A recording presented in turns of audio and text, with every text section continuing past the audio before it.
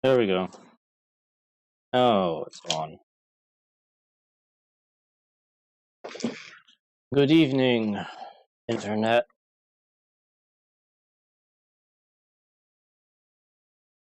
Gonna do some work on the real grade Force Impulse Gundam. I kind of missed out on yesterday, so I haven't streamed for a couple days.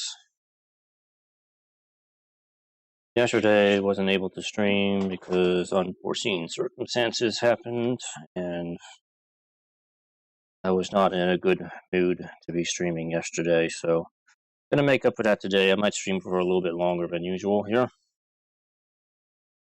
But anyway, with the Force Impulse Gundam, I have done work on this thing off stream. Just to kind of go through some of the tedious bits here. Here's what I have of the chest flyer so far. I did the other arm. I've done the marking stickers.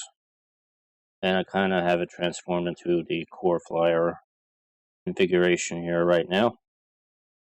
As before, I do have the core fighter here. And I did do one of the legs already. So I might do the other leg tonight, but I kind of want to finish up the rest of the core flyer tonight. And then maybe I'll see about doing some other stuff here.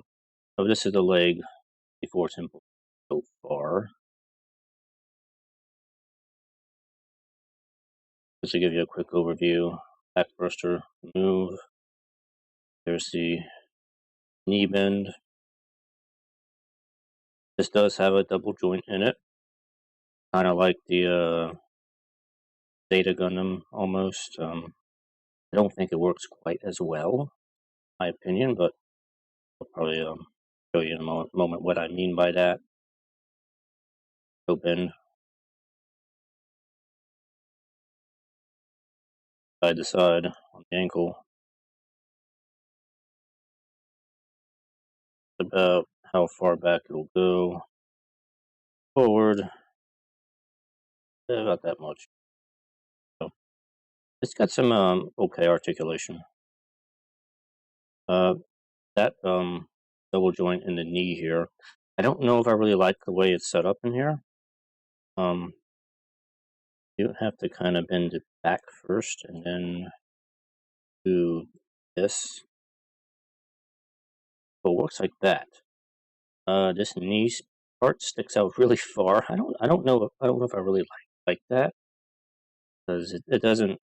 It sticks the knee out instead of making it flush with the rest of the body, like I've seen on other double joints on transformable knees before. It looks kind of awkward sticking out like that.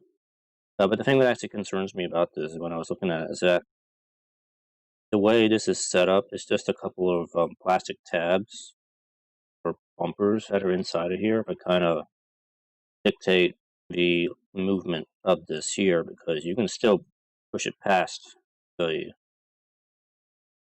joint pretty easily. And the thing is I worry is that that's going to actually wear out over time, and then there won't be a whole lot to hold the upper leg from going back and forth. So it works the first few times you transform it, but I think if you do it repeatedly, you're going to wear that part out, and then you're going to start having some issues when you're trying to pose this thing. Anyway, but that's where I'm at with this thing right now. So, but tonight I want to finish up the rest of the core flyer, which means I have to do the beam rifle and the shield for this, which in the booklet is what they tell you to build next on this. There is start of the beam rifle right here. Then they tell you to build the shield right here. And then they show you how to do transformation of the core flyer, which I've already got it configured into already here. It's actually a pretty easy configuration. Just gotta make sure you get the position of these shoulders kind of in the right spot. They have to, the way I'm looking at it from here, they have to kind of be lined up with this part right here. And that's kind of roughly the right spot where they need to be. But if you have them all the way down, the arm kind of can't fold over all the way without running into this arm. But they have to kind of be spaced out just right. So I think I got it pretty close here. So that's kind of the only tricky part about that, I think, is just getting the shoulders in the right spot. But anyway, we're going to do the beam rifle and the shield. For tonight's music, I want to listen to something old school from me. We're going to go with Xenogears. And I don't know why YouTube is throwing up all these weird ads every time I do a video. It's like I've gotten the Trump survey ad like 20 times going to videos. Let me check and make sure how loud my music is. It shouldn't be too bad. This is the opening song to Xenogears, by the way. Very mysterious. But yeah, I was about to like, yeah, sure, okay, after a while I get kind of tired of it, and I was like, okay, yeah, I'll take the damn Trump poll and just, I'll tell him that's how terrible a job he's doing, but no, he wants my personal information when I sign up for that poll. Like, they want my name to go along with my opinion of him. Like, nope, not doing that. Nope. I don't know what kind of survey that's supposed to be, where they kind of ask for your name and then stuff, and like, nope, not doing that. Okay, well anyway, let's do some Gunpla today. So beam rifle shouldn't take too long. Oh, other thing I need to mention. My replacement real touch marker finally came in. It came in actually after my last stream, it just came in. It works. Awesome. Yeah, my old one is just in the trash now, it's gone.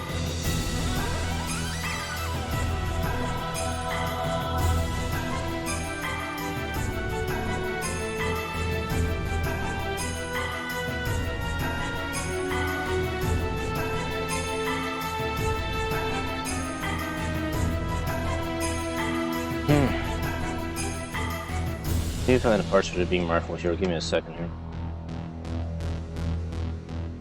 Enjoy the tunes. Okay, there we are.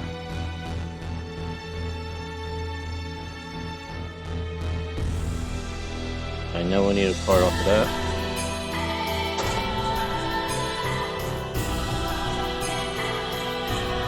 I'm gonna see what parts for the shield I need.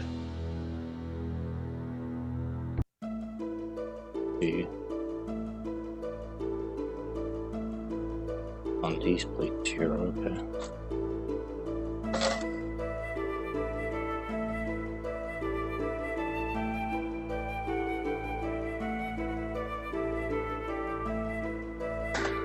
Alright. Cut these out here. I hope this camera angle works. I'm trying to get the camera closer to what I'm doing here.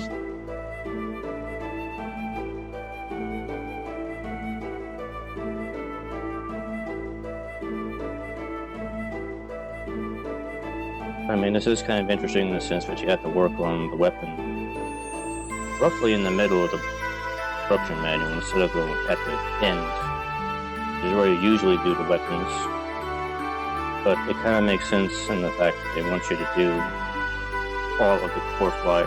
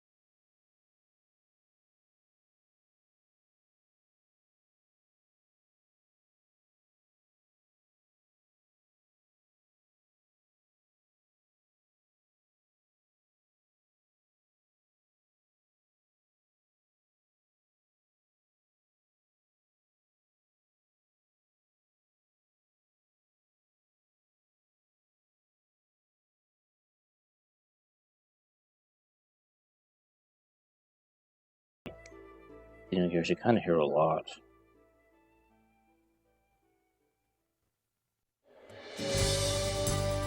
This is World Map Theme Max. In terms of like world map themes, I think this one is actually pretty good.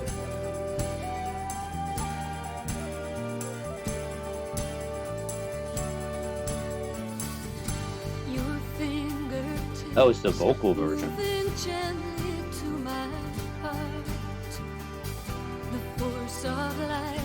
As much as I like to listen to it, I probably should skip that.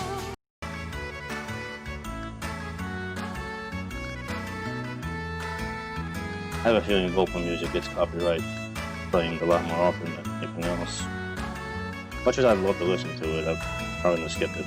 But in game, it doesn't have the vocals. But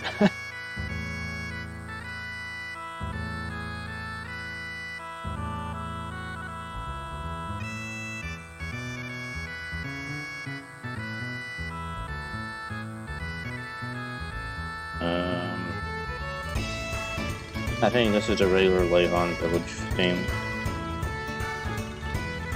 The other piece of music from before, I think that's mostly what you hear every time when Faye is on screen. Faye Wong, I think that's the name, is his name. He's the main character.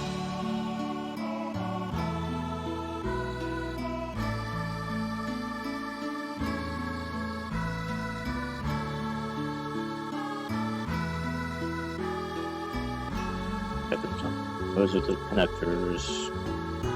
Different parts out here. This is all beam rifle gonna be right here.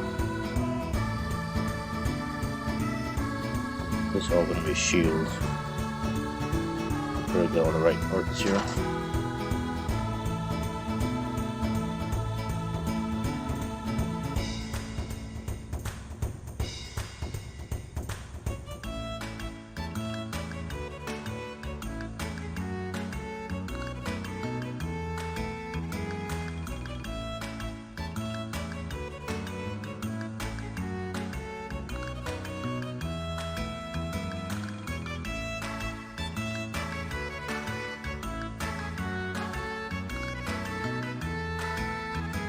Now, one thing I have noticed about the Force Impulse one is that the shield is like really thick on this thing.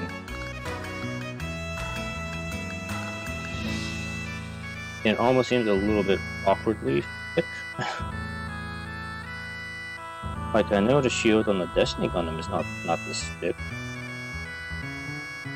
On the Impulse Gundam, it's like feels like a giant block of metal. It's like really a shield. It's got some depth to it.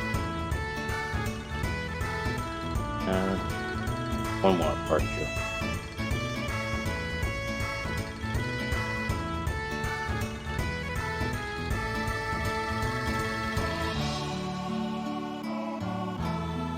I don't know.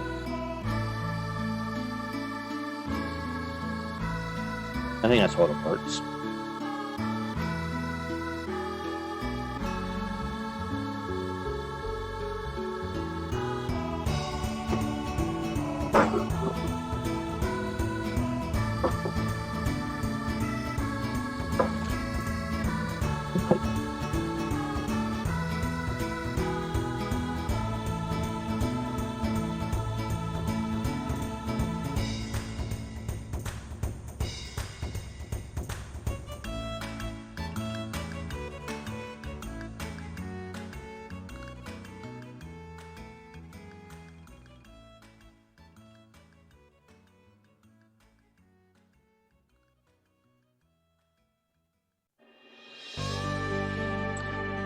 Here it is. This is the non-vocal version of the song.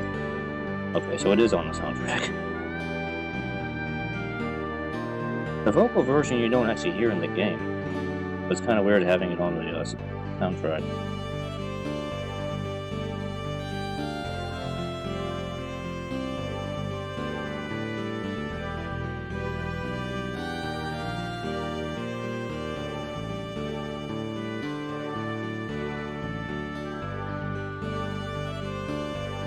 One of these days I would like to replay Xenogears. It's just, I think I probably already mentioned this on stream before, but it's just a matter of finding ways to get me to actually be able to play the darn thing. I still have the game. I still have the game disc. It doesn't matter, can I actually get it to work on by other means.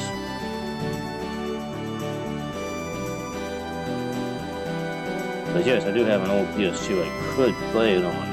The only thing is I can't stream it on. I don't have a way to do that.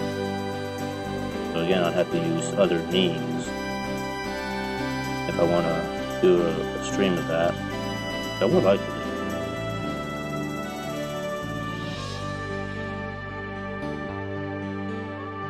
Just gotta find a way.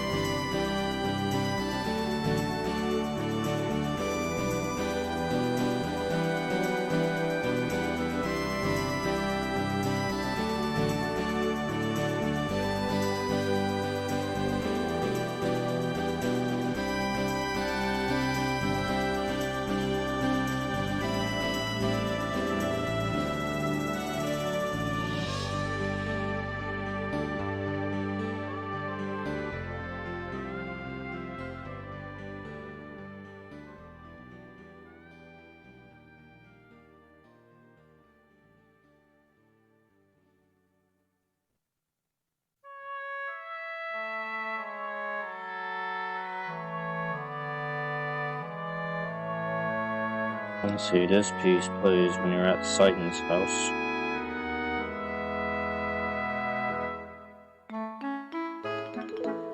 I don't know if it's supposed to be his theme or not. I never really figured that out.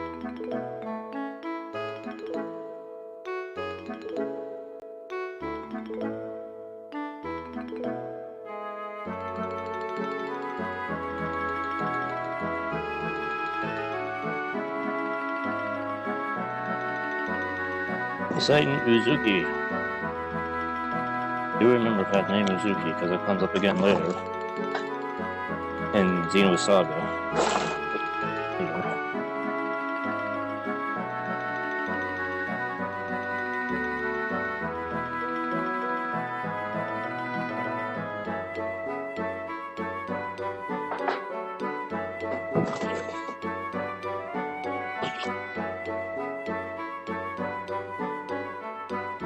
Now, does the name Uzuki come up in Xenoblade?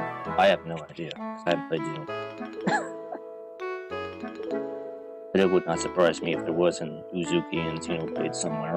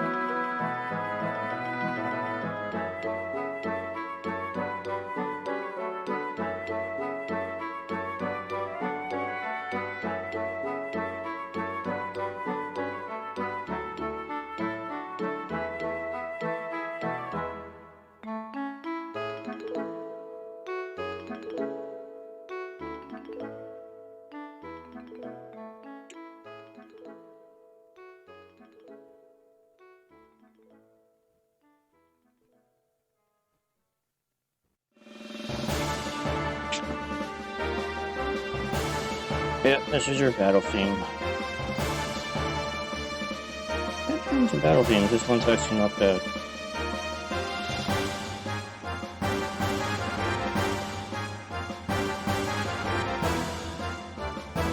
I think I use this both for the character battles and the mecha battles in the game.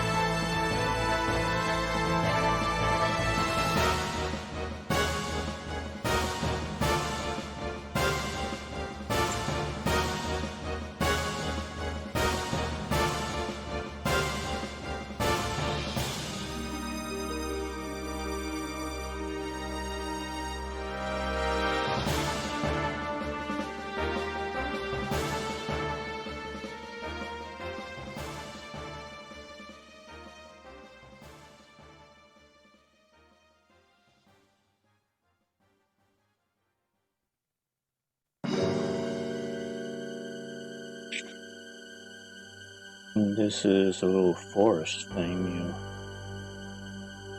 end up in. I think it's like the first real dungeon in the game.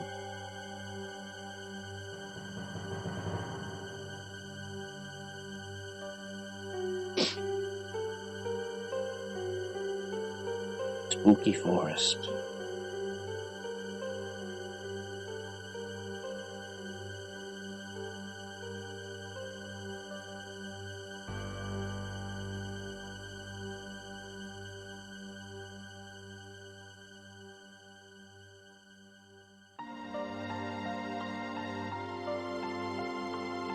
Which almost sounded like it could have came from Chrono Trigger, but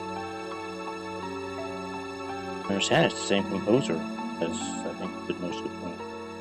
Did Matsuda do most of Chrono Trigger? Chrono Trigger, everything was a mix of people. Oh, property, hey.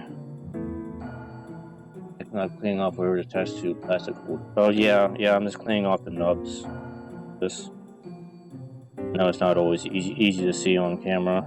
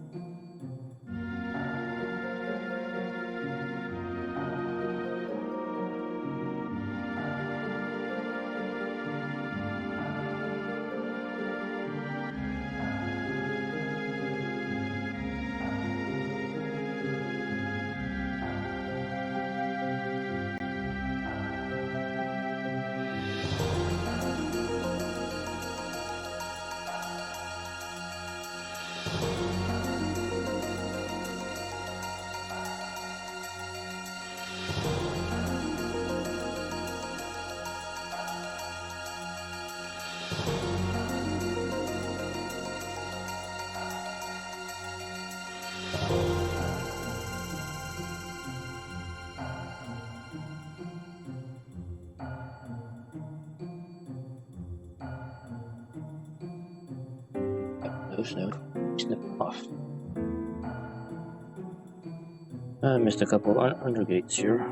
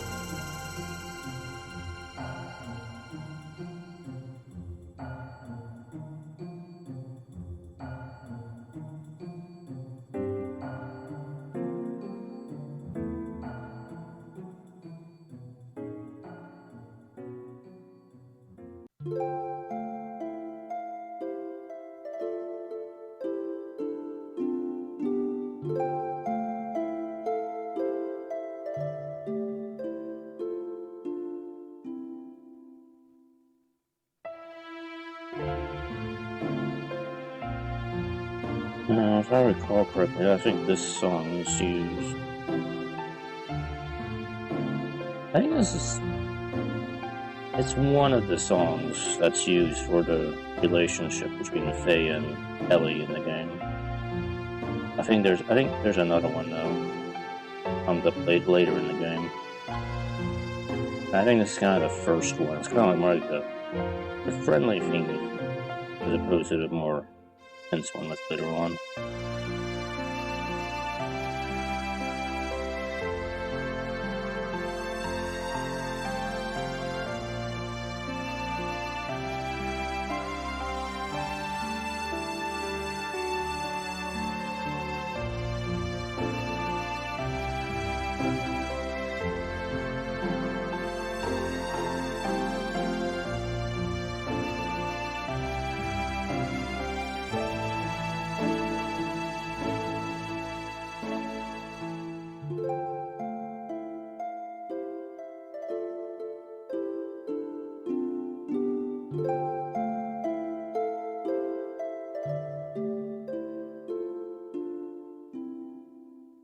That's about it.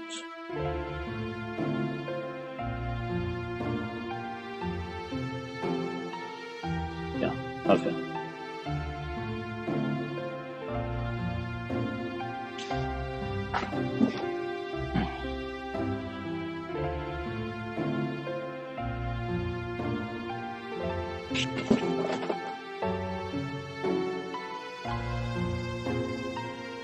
Okay, let's separate the parts out. You don't need to do anything on those. I mean, let's get those out of the way. All the gray parts. All the red parts. And all the white parts.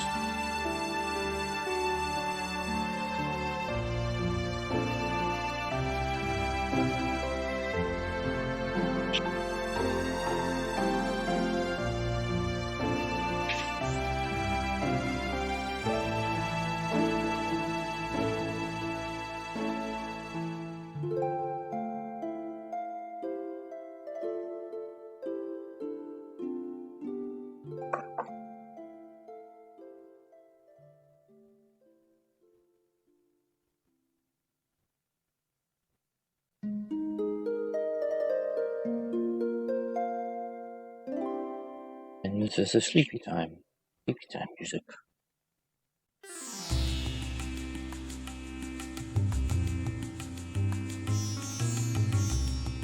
Okay, I need to think about what. Anything showing on this, or is it just.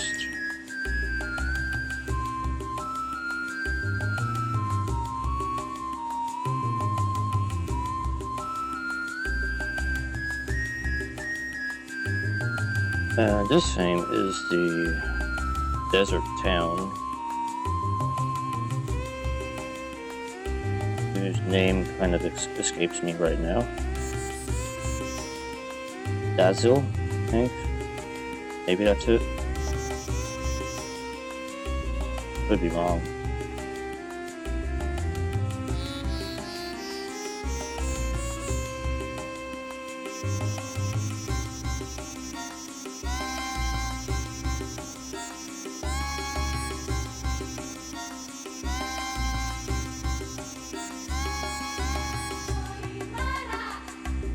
It has this little vocal bit in it too, which kind of stood out to me. It's like, okay, but just like with the funny square theme from Chrono Trigger, where it's like, oh, got a vocal that comes out of nowhere.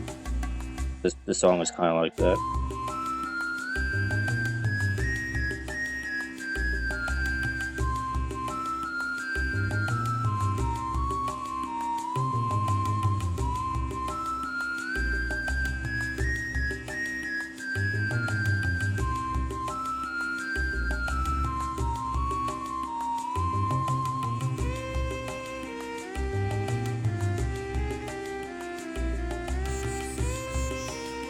Some of this I might just do with the liner pen. It might be easier for me to do with the liner pen.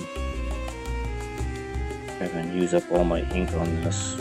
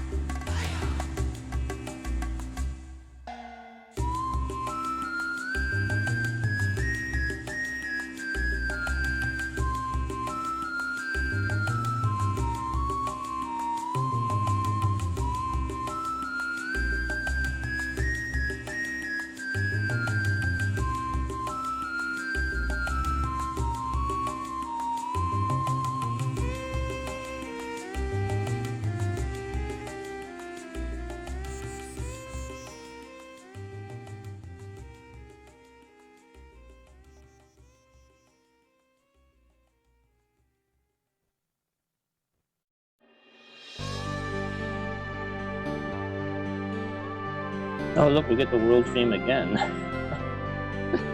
This is like the third time it comes up in the soundtrack.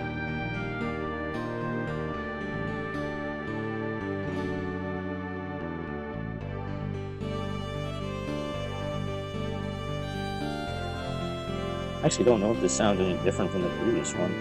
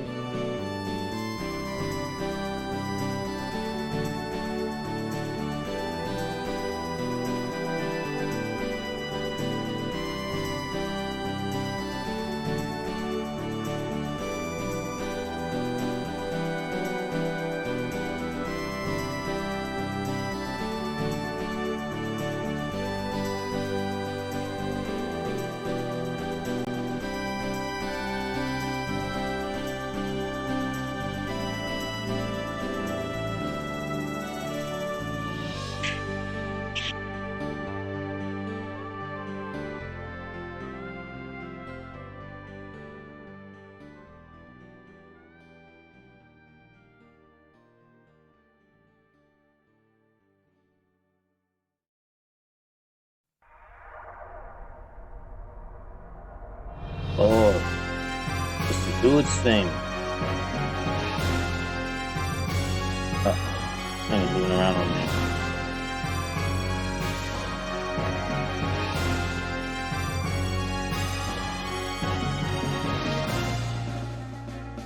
Anyway, I this is Graf's team. He's kind of like the Darth Vader of the game.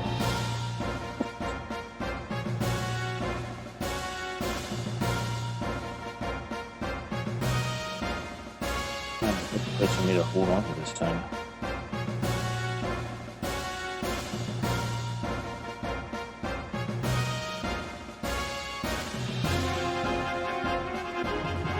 It was always confusing with him because the main character's gear is called Weltao.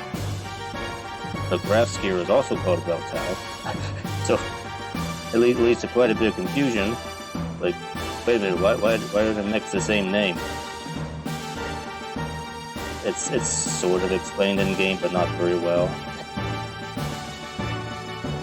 Apparently, Graf's Weltao is the original Weltao, or like a prototype. And the one Faye ends up with is supposed to be like the improved version of it. I think was meant for Graf at some point, but it got more absconded with, so he didn't get it. And Faye ended up with it instead. I think. I mean, I could be remembering that wrong, but I think it was something like that.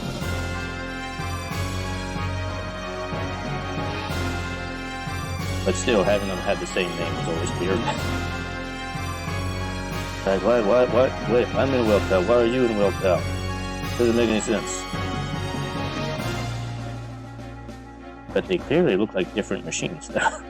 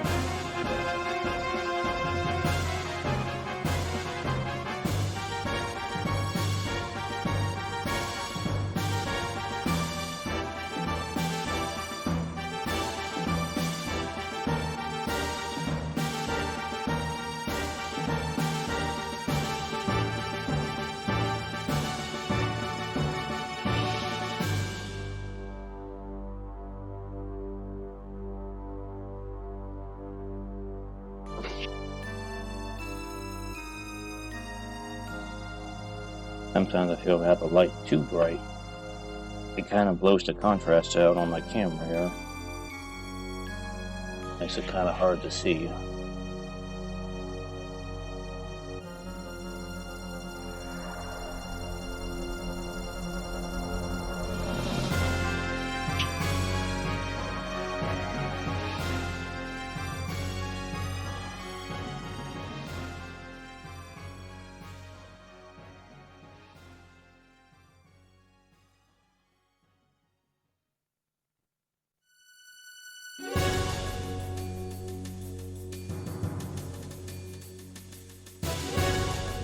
This is your basic.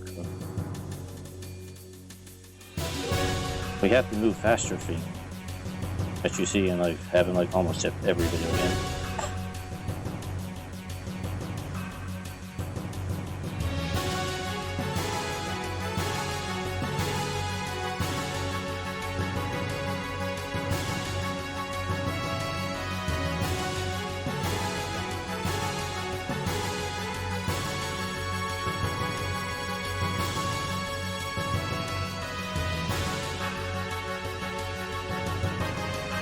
I don't really remember when. I don't remember what exact scenario was first used.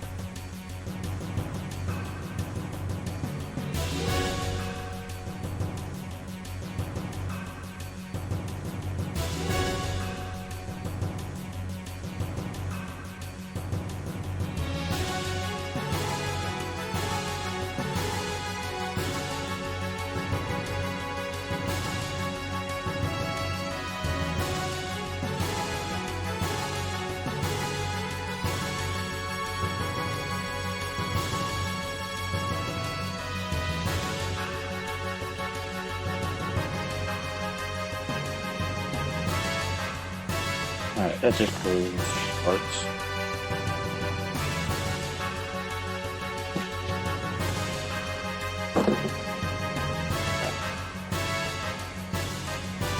The rest of these I'm going to use the gray on. First, let's clean these up.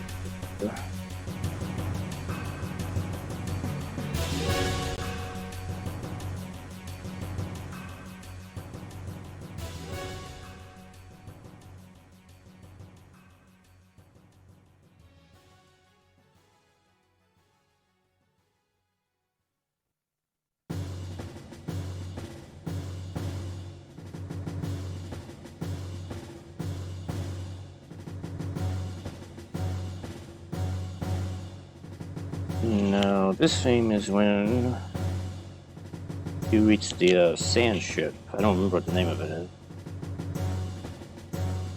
But it's like the desert pirates. And they have basically this big sand submarine thing. It's actually pretty neat.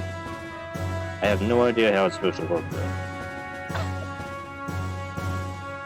It's a submarine that goes in the sand.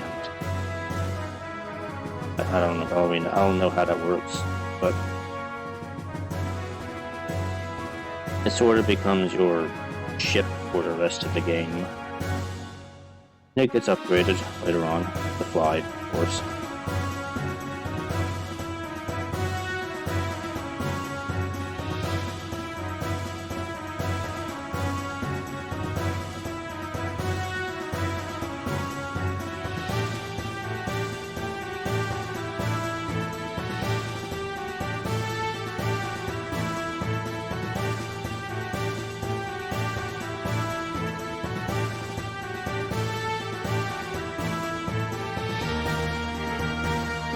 I'm actually trying to think if there's anything from Gundam that is actually comparable to this thing.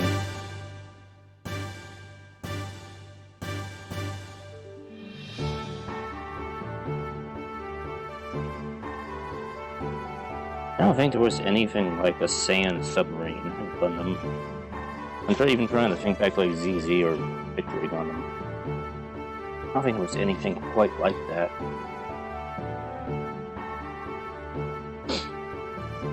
I mean, I think there were a few mobile suits that could, like, travel in the sand.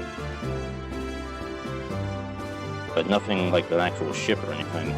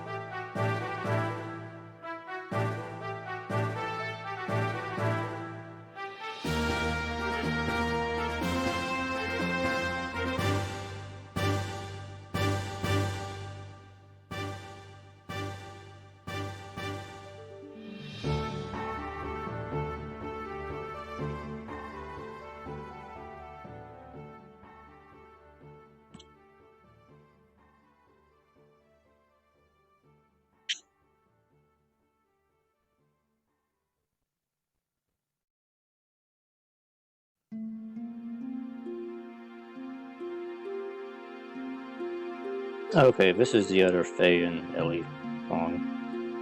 More like a romantic one. It comes up in any of those scenes.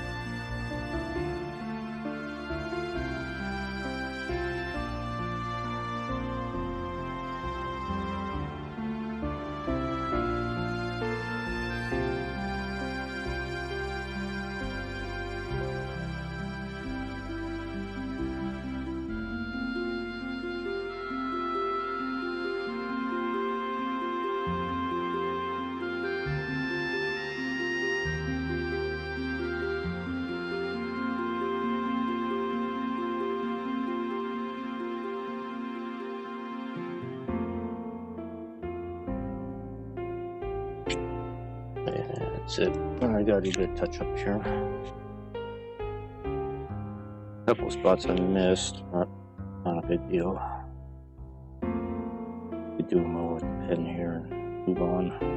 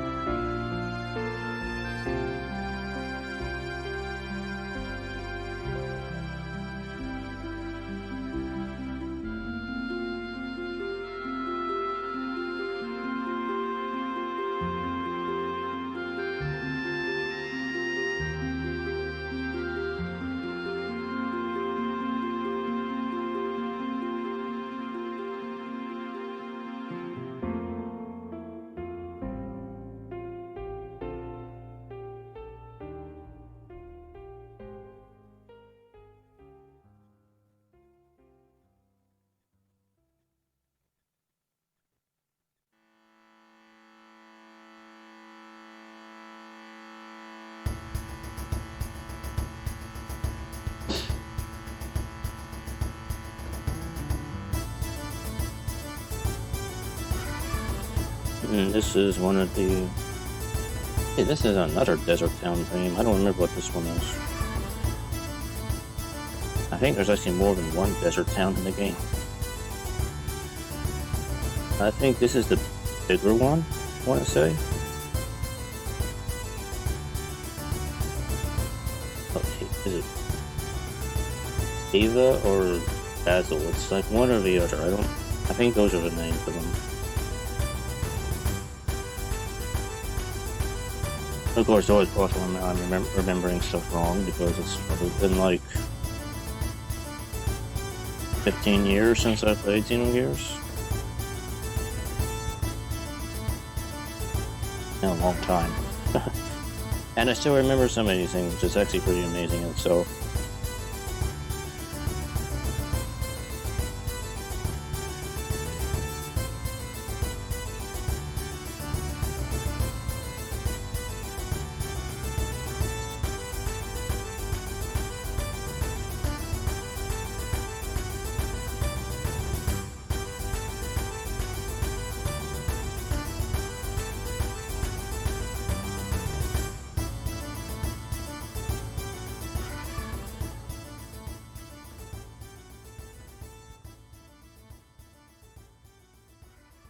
That looks pretty good, actually. It is.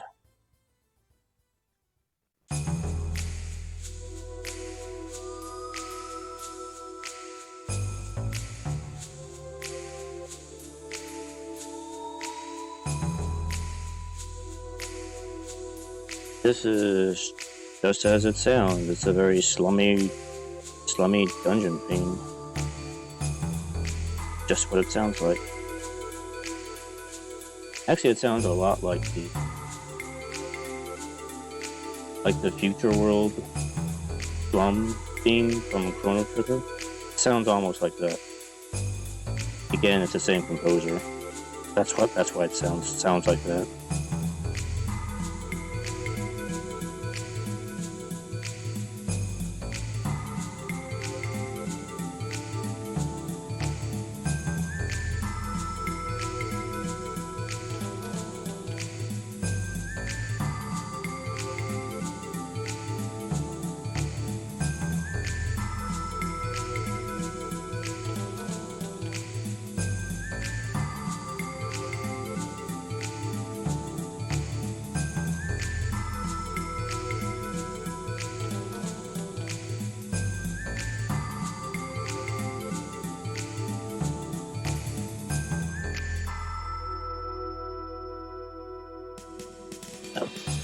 Q-tips getting all torn up.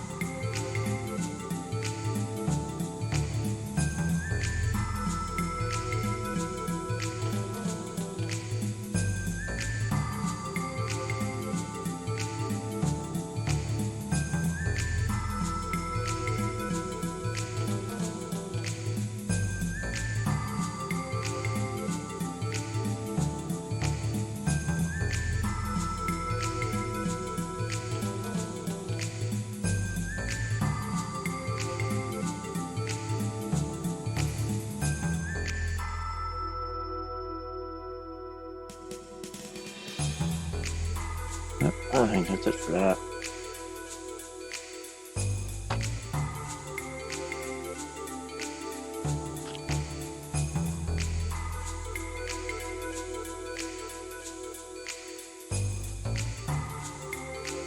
Now do the gray.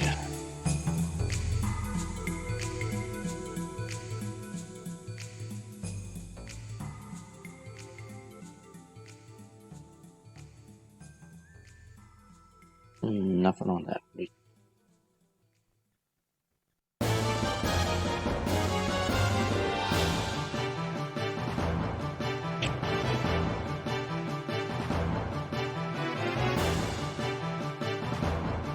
Okay, I take back what I said before. This is the battle theme for the mecha fights in the game.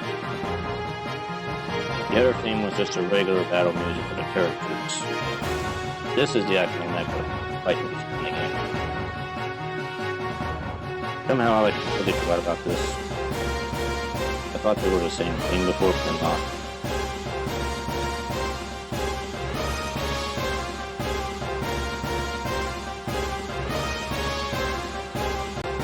I forgot to get the nub off of this part. Like now that I see it, I can't. You know what? Right here. There we go. Fixed.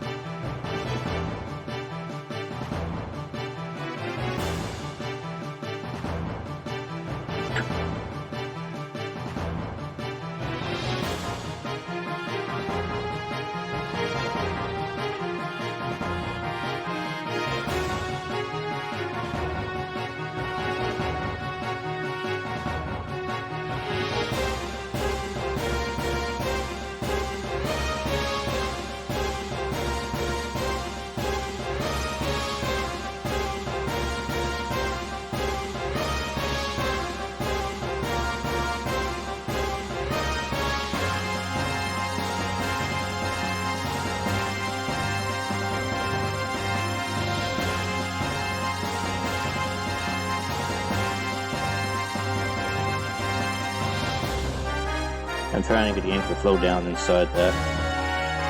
There we go.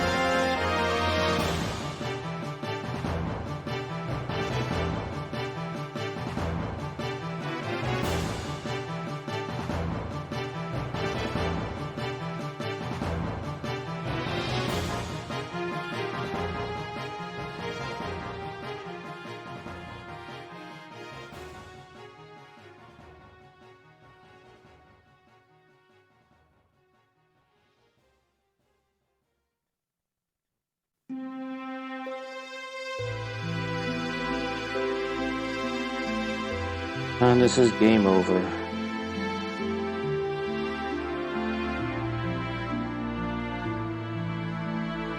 Game over.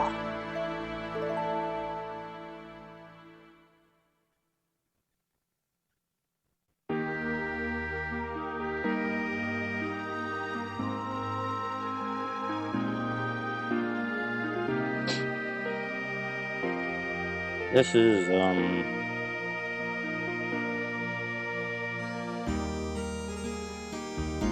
the name is not coming to me right now, but it is the church town with, Sophia's Cathedral in it.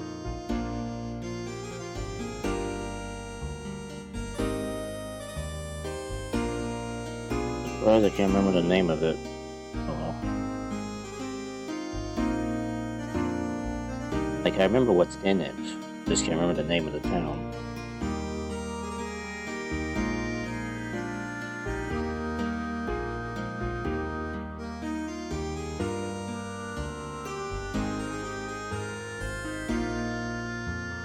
Use my alligator clip for this tiny little part,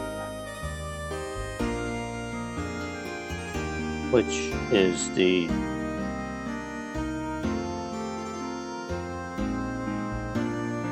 scope sensor on the rifle, but kind of weird how some of the Sea Destiny rifles have this little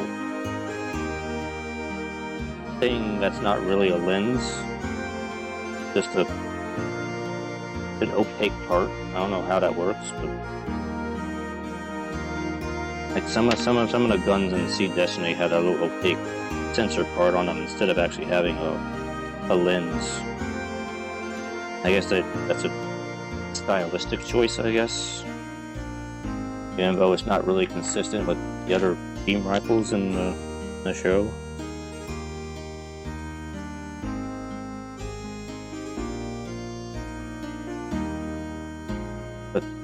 Force Impulse Gundam has that, and I think the Destiny Gundam has the same thing on it, on its beam rifle. Even though there aren't any other beam rifles, I think, in the game, in the show that have scopes like that.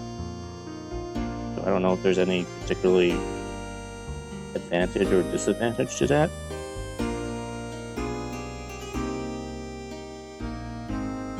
It's just an interesting thing to take note of.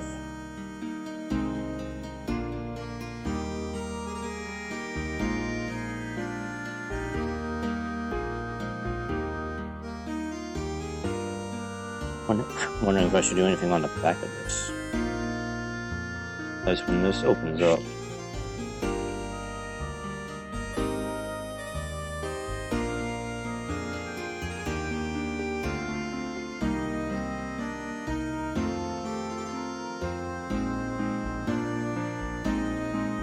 that's the back of it.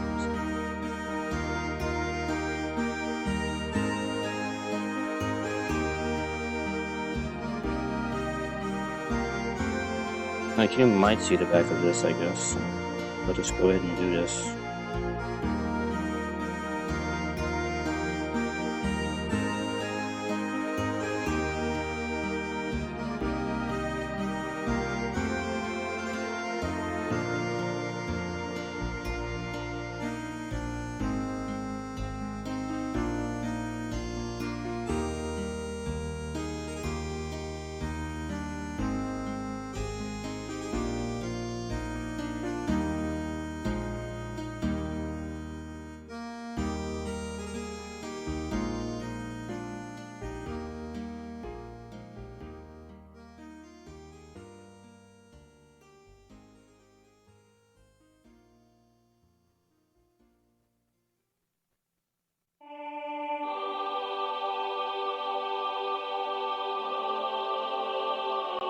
Of course, this is a church theme, so you would hear this inside the cathedral area that's in the same town.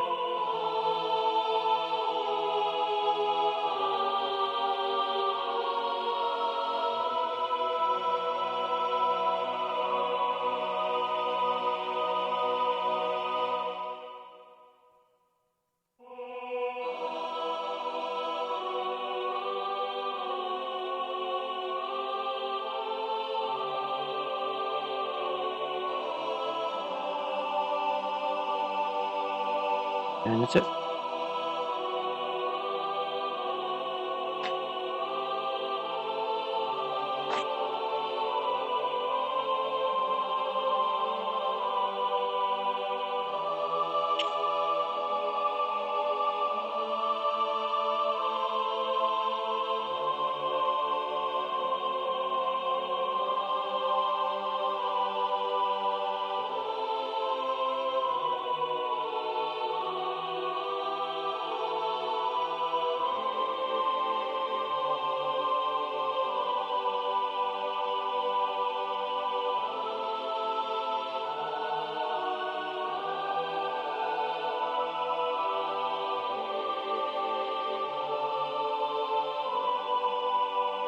Ugh.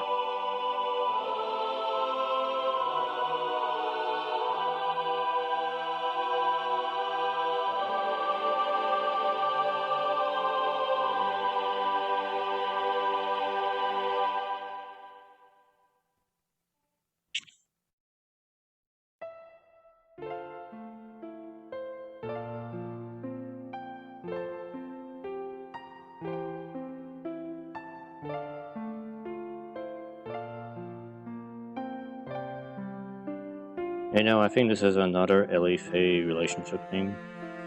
I think it's just a kind of a remix of the other one.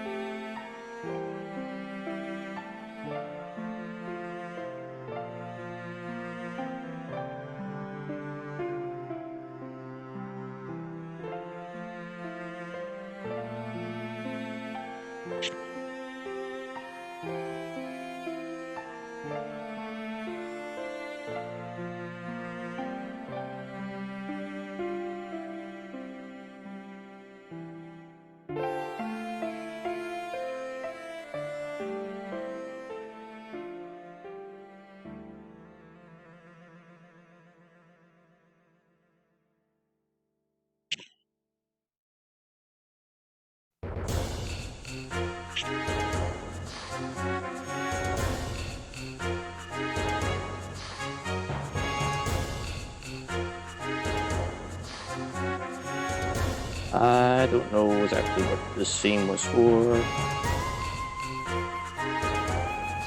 You know, I remember it, I just don't remember what part of the game it's from.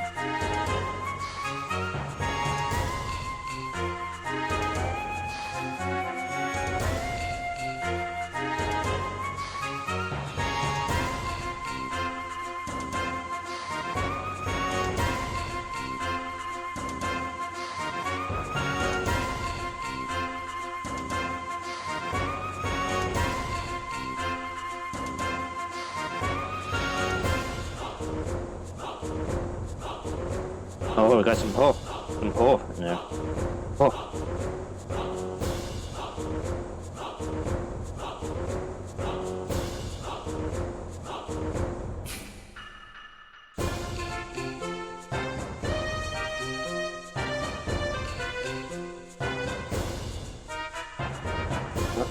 Added juice here.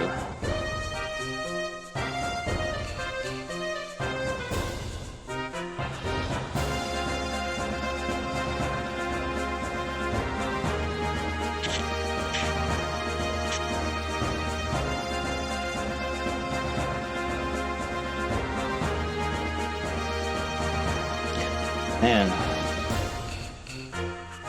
Vinny is starting like really early tonight.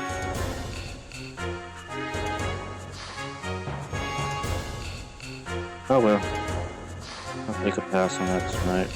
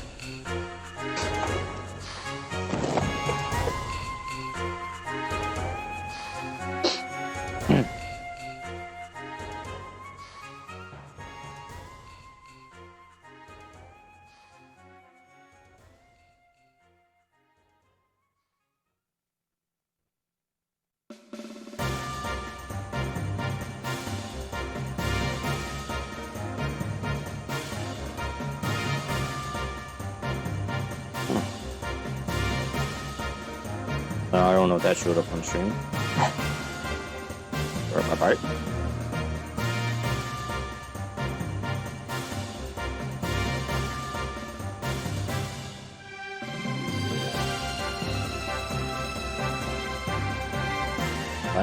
I'm not, well,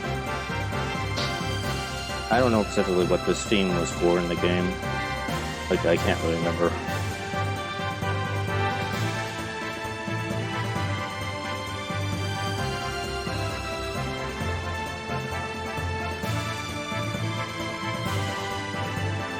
But I do know it's kind of similar to the flying theme that shows up later in the game. I think this is just the first version of that song. But I'm pretty sure the characters are not flying by this point in the game, so this is something else.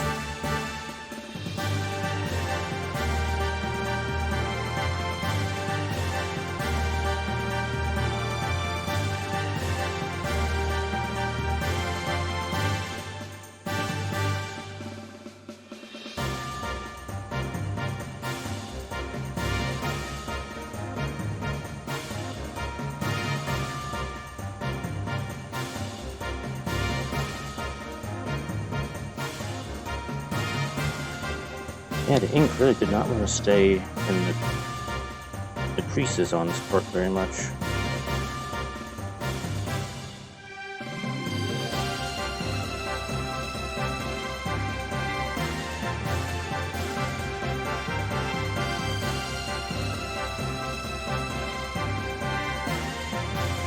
Kind of redo like most of these.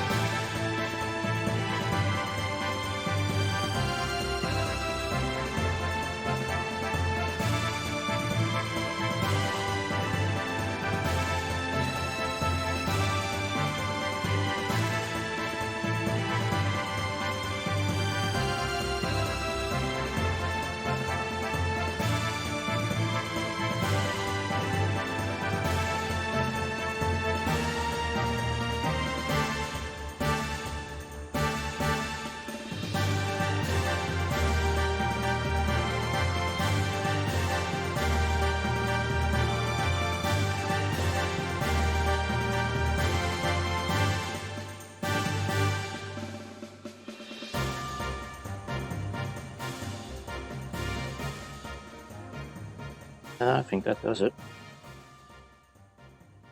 Alright. Let's just put this together here. Let's do the shield first since it's right here. Oh, that was the end of the... Here, hold on. Let's move on to this too.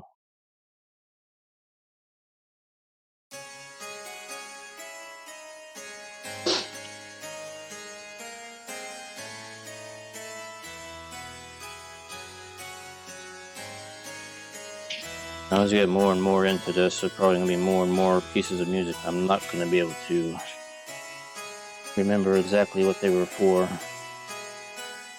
And this being one of them.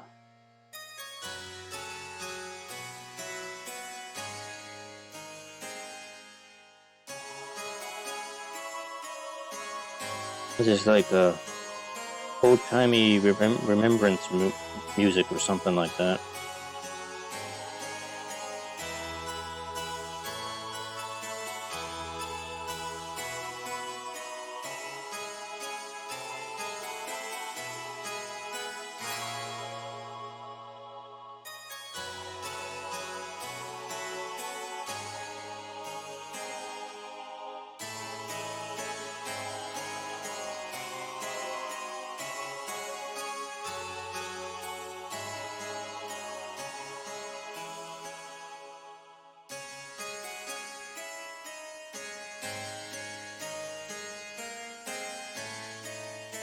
Oh, okay. I wanted these on first.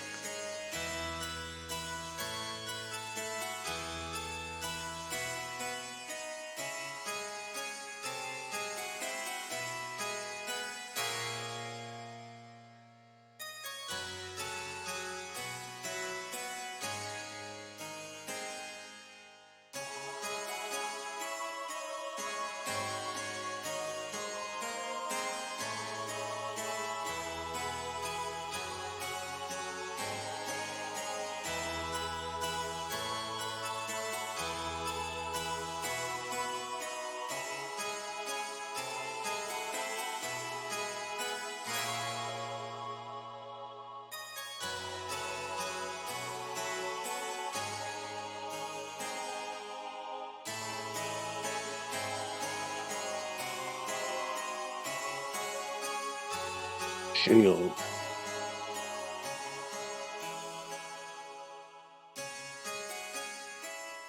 Yeah, like I said, it's like a really thick shield. Look at this thing. That's a pretty thick shield. It's like a solid chunk of shield there.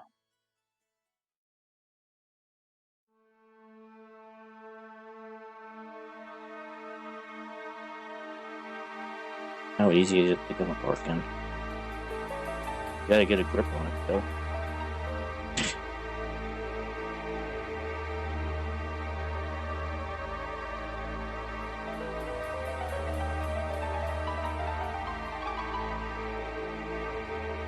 Pop these back out.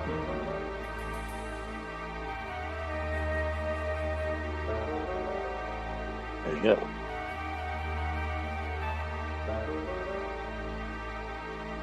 This is sort of like dark, mysterious music sort of thing.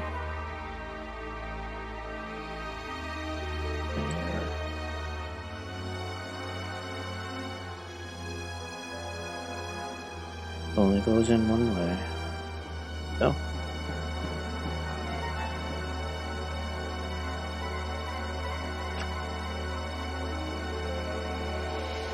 Rifle is pretty simple.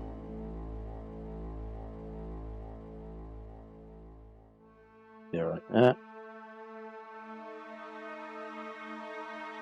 Piece goes in here.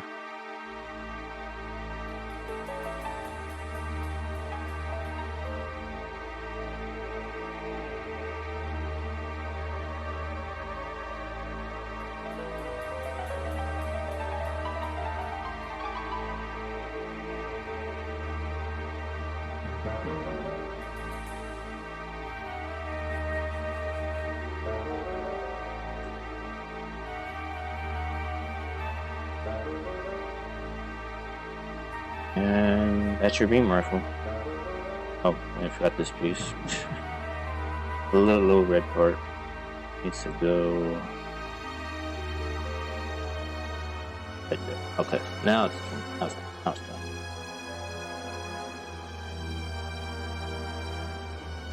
Like I mentioned before, yeah, it's got this thing that's not really a scope. Like this Gundam and the Destiny Gundam have that same sort of scope on their beam rifle. I'm like, don't really know how that works. Whatever. Pretty nice beam rifle. This flips out for sticking it on the back end of the Gundam.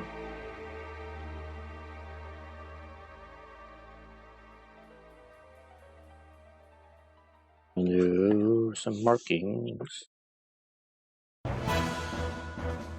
Okay, this is the actual boss battle music in the game.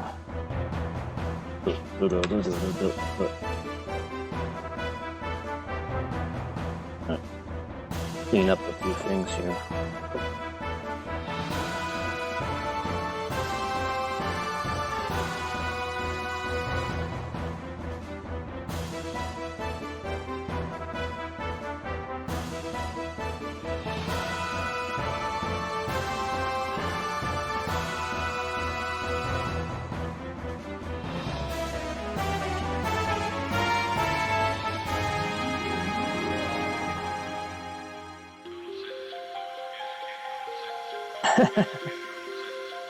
This part of the song, there's like, I don't know, you probably can't hear it too well on the stream, but there's this little vocal radio thing that's going on in the background of that song, and it's like for years people have been trying to figure out what is being said in the background, and I think it sounds like sex in the gas chamber. And if you listen to it, that's what it sounds like. Like, what does that even mean? But it probably isn't that. It's probably something else. It's just, it's so distorted that it's so hard to make out what it actually is. But it sounds like that.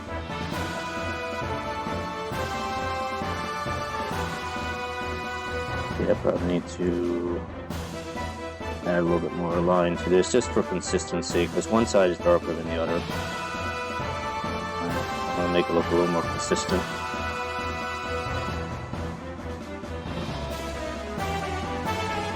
Yeah, it's just kind of up here. Just gotta listen to it.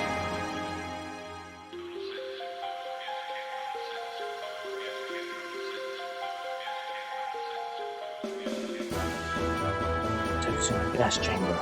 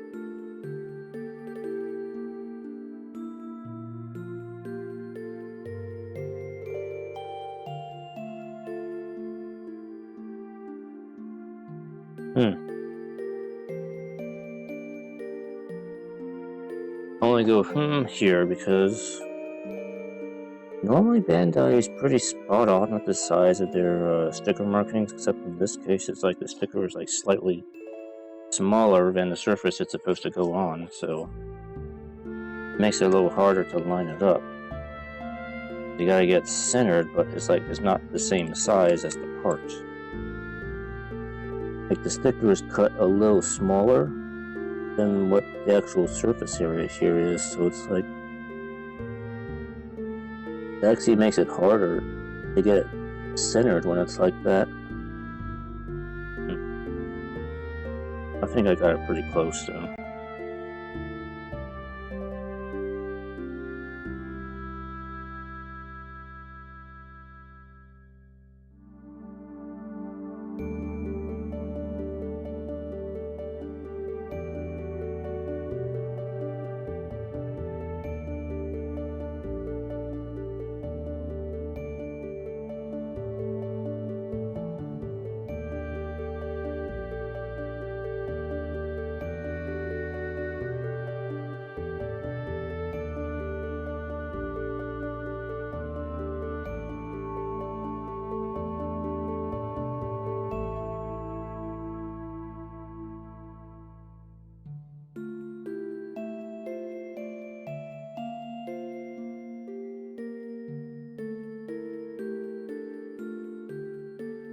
I don't think I remember specifically what this song is for.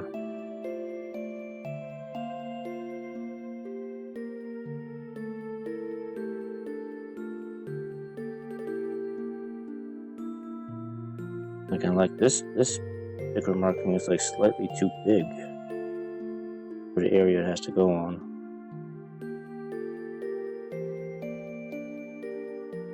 As I got it on there anyway.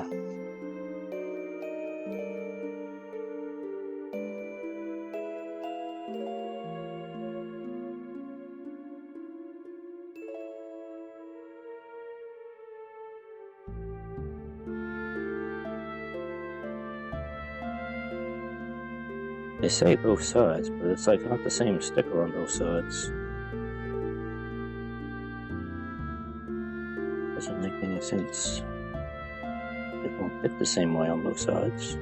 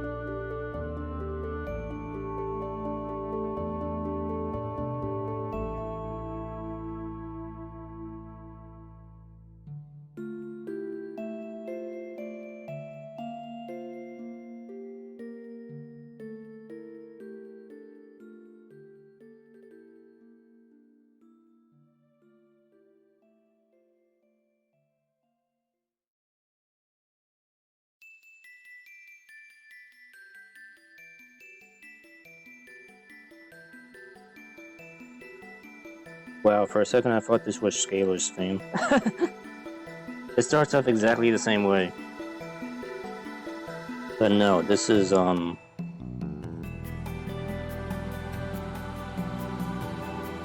is this Solaris? I can't remember.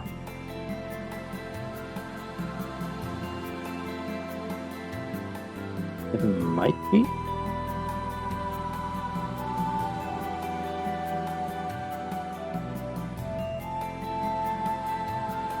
Or it might be something else, huh?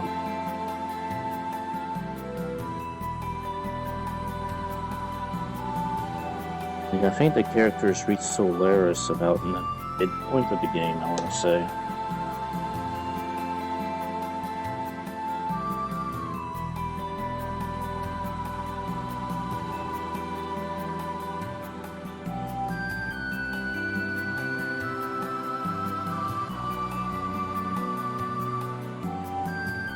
Oh wait, no. This is not Solaris. This is something else. Okay, I can't remember what this one is, because I remember the Solaris music is like really weird sounding. Sounds like clown music almost. And you'll definitely know it when it turns up.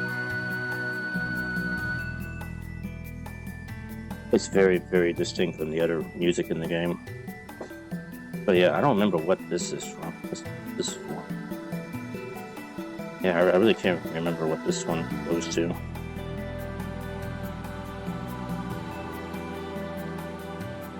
Alright, well, that's the beam rifle done. New to shield here.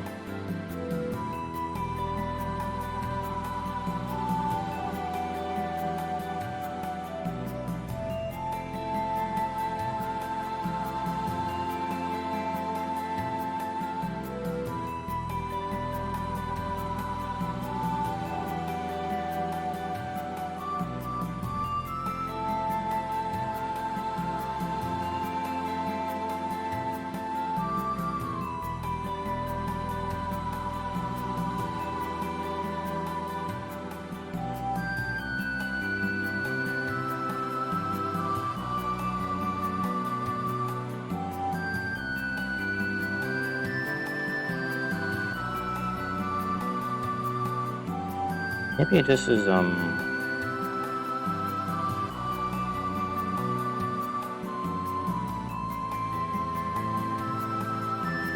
think I know which city this song is from. I just don't remember the name of it.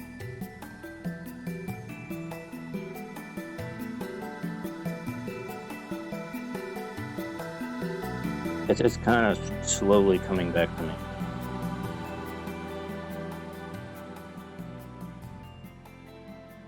But of course the song ends and I'm not gonna be able to tell you now.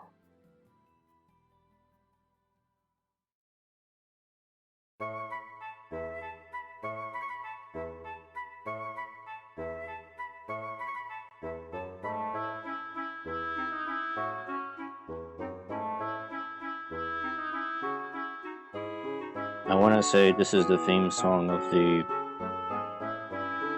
animal thing that... the thing that you forget about this game. There's an animal character.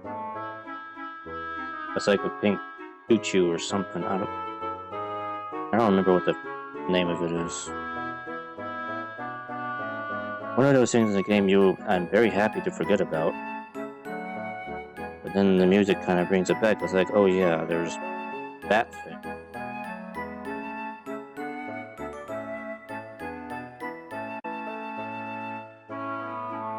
And I'll be perfectly honest with you. For people who have played Xenoblade, there is an animal character that joins your party in Xenoblade Chronicles. I have seen pictures of it. It is almost the exact same fucking thing as this thing. So it is not the first time that creature has showed up in the Xeno games.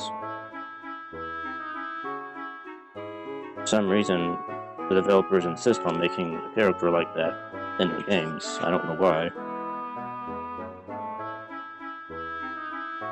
I would happily pass on that part of the Xeno experience.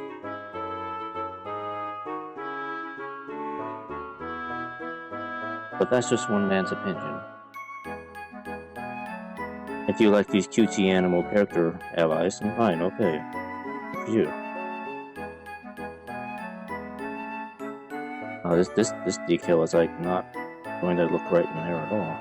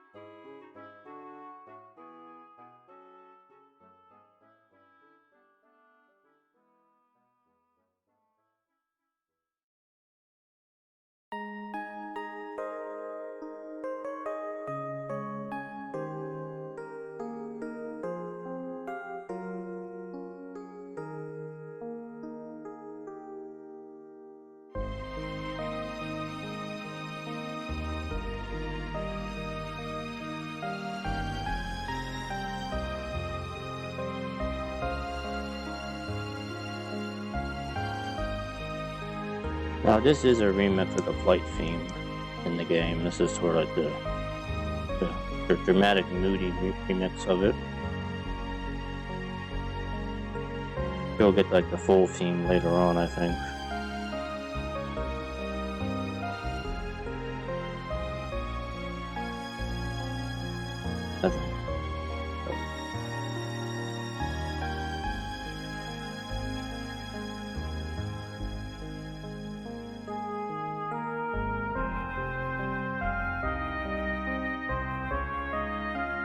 What? That is not straight. Try to get there.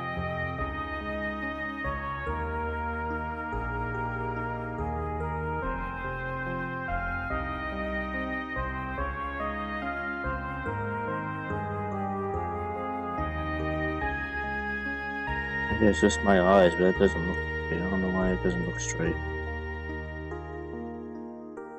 There we go. Like a lot of times I try to lighten the edge up with the sticker with an edge on the part, and I kept doing that, and it just didn't look right. It didn't look straight, even though the bottom edge looks straight on the shield. I don't know why it looks like that.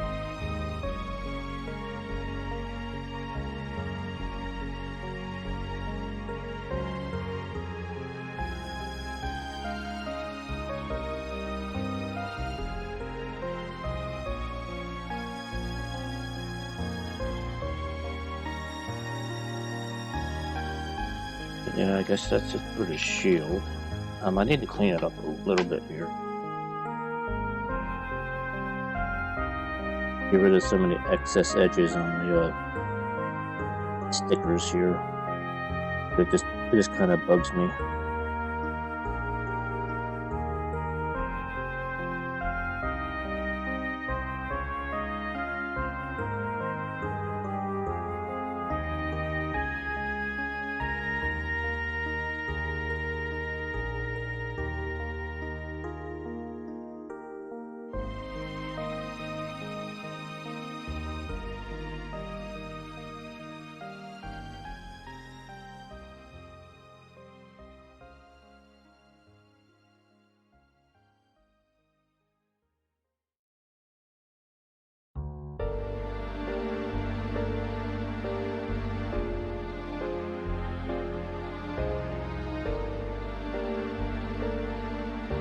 I can only describe this as this is like breakup music.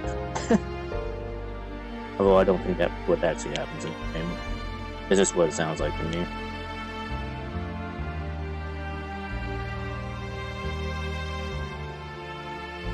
Alright, I think that's it.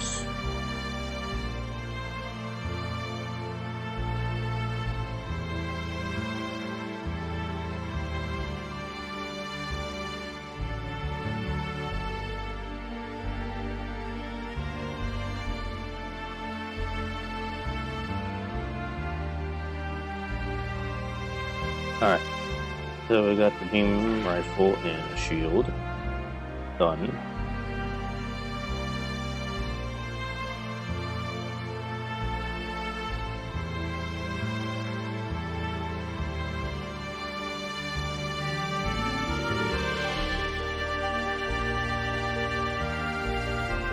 hit this.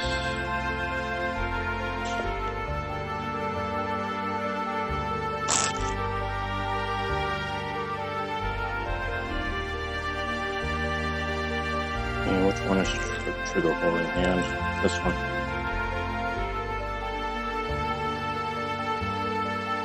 So top flyer, there's not a whole lot to it from what I saw.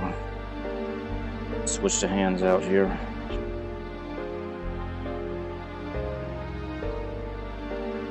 And get this hand on the beam rifle.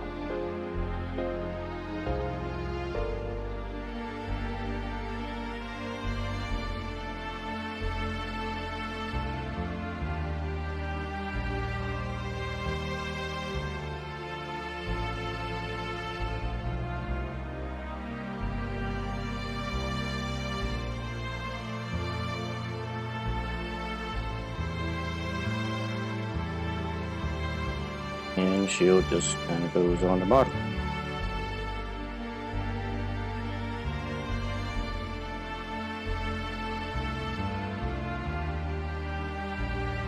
Should be like centered.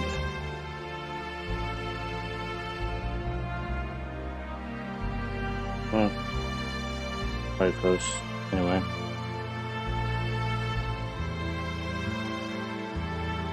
That's your top flyer. Top flyer, right? Or is it core flyer? It's a top flyer.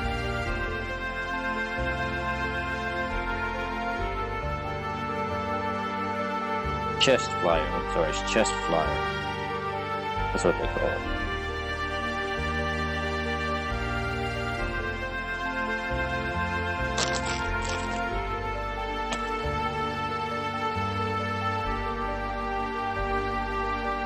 Chest flyer.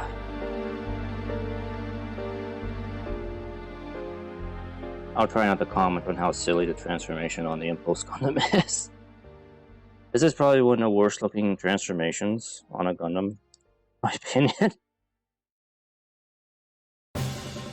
It's literally just a flying chest. Oh, here's a flight beam. This is actually a really cool flight beam. I like this. It doesn't really work with this thing though. What?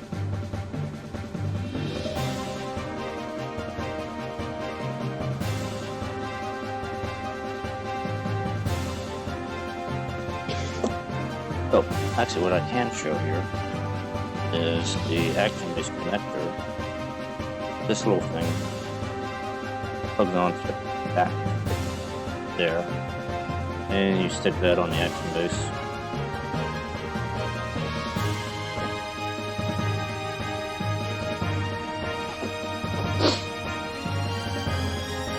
So regarding this piece of music, a fun little story from personal little story from me back in the day.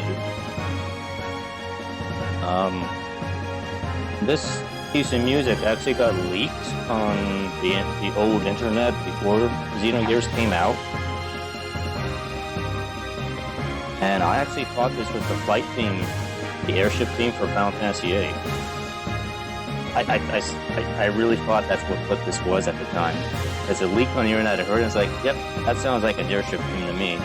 It's gotta be the one for Final Fantasy VIII. It's not. It's not. It was the flight theme for Xenogears, so. The actual Final Fantasy VIII didn't even have airships, it had spaceships. So it was like way off.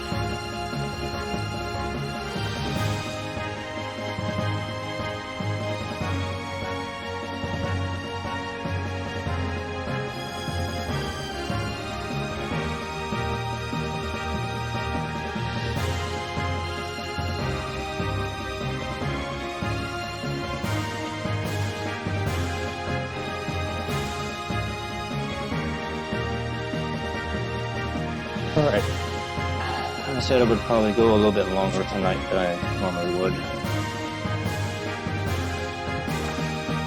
So we'll go ahead and do the other leg here. I got one leg, do the other leg. They're pretty much the same thing.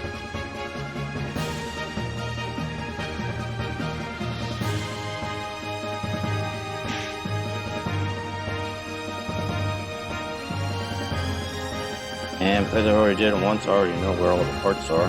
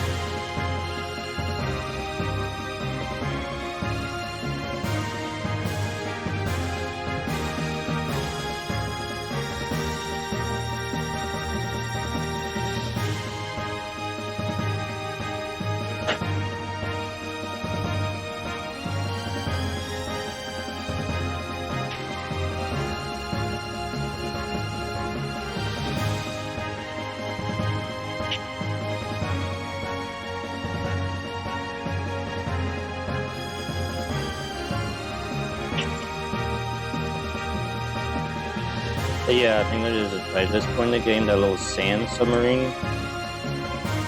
By this point, it actually flies now. So it actually is sort of a flying spaceship now. And that's basically what this music goes to. Flying sand ship.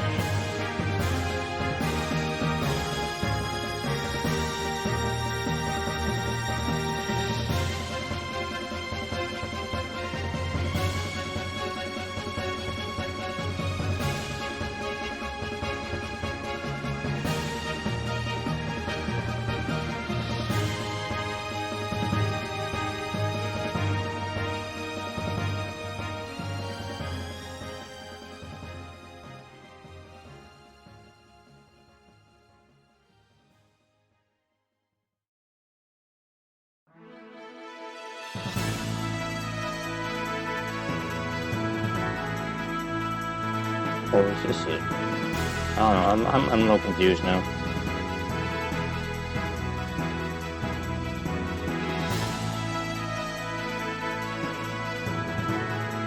You know, actually, this might be the flight theme. But that other theme was a flight theme too. I think that was like the first flight theme. I think this is the second one. This is the one you hear more often in the game, I think.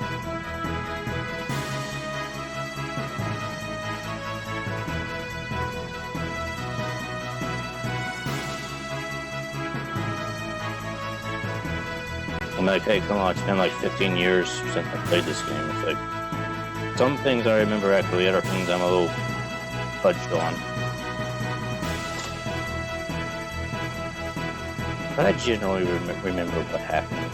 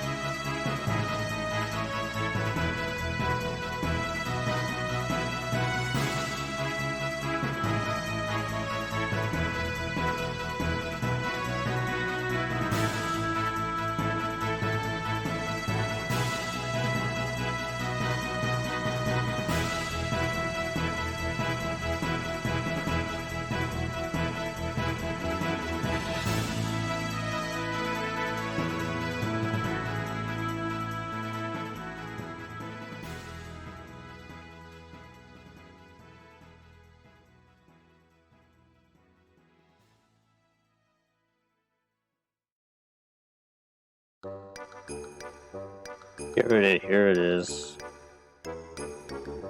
Sounds like clown music. This is a Solaris. Very distinct from the other music in the game.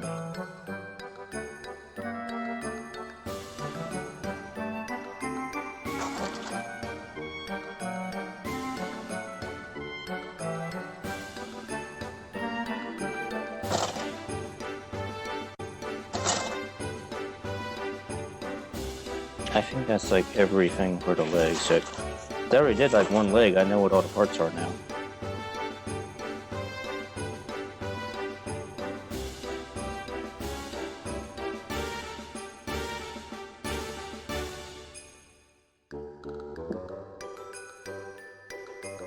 Alright, let's start separating these out.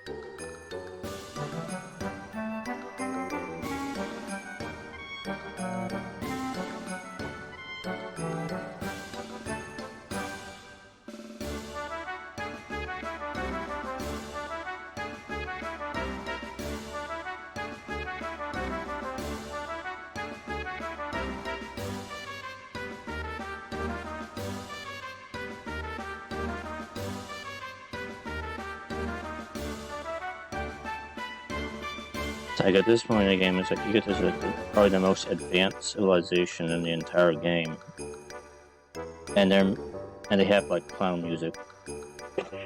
It's quite jarring. I still don't understand it even to this day what Mitsuda was thinking when he went with that.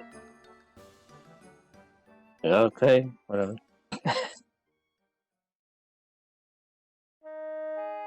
And it's not like they're funny people. They're like it's like extremely dark, actually. Like the music like such at odds with what is going on in Solaris when you get there.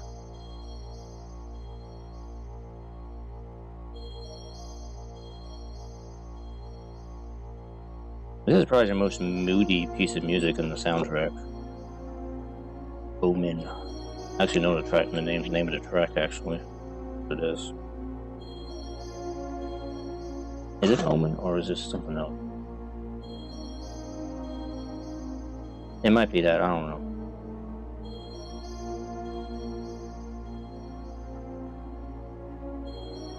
But it's like maybe at this point in the game you were starting to get like the larger scope of the plot by this point. Maybe.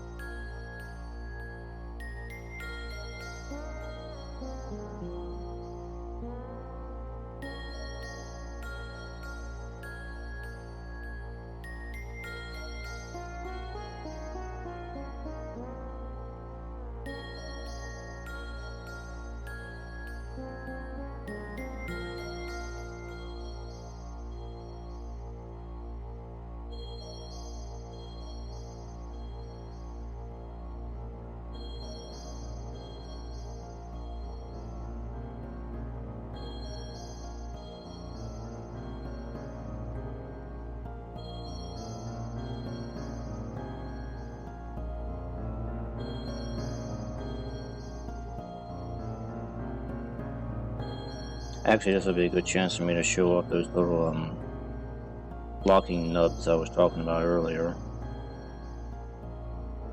Well, I'll show them when I get done here. Show you exactly what I mean.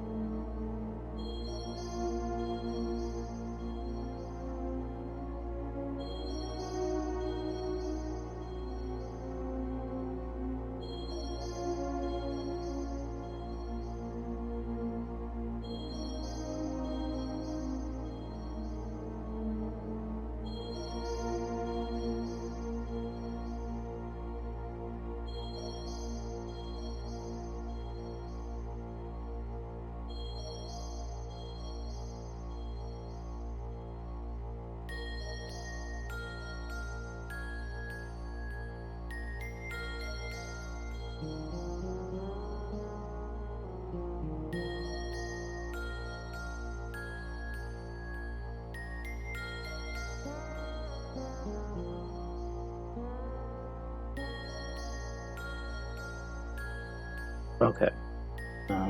Yeah, I think it goes like that. This way. Yeah, it goes this way.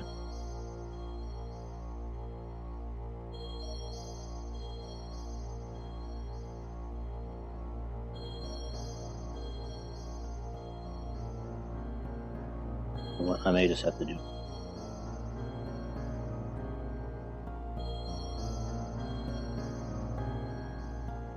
Yeah, stupid webcam doesn't really focus too well. I have to take pictures of it, actually showing what this looks like here. But you can probably barely tell there's like little nubs on thing right this joint that kind of keeps it locked in place when you're moving it.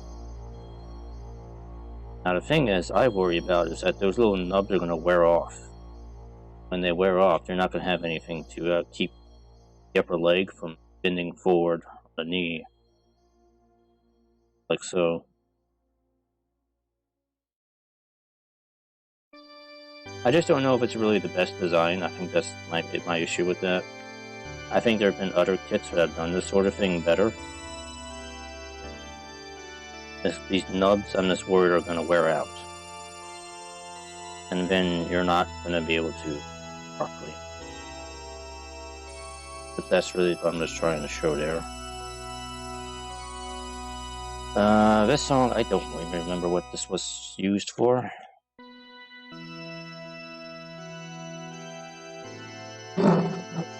It's another churchy song. That's all I know.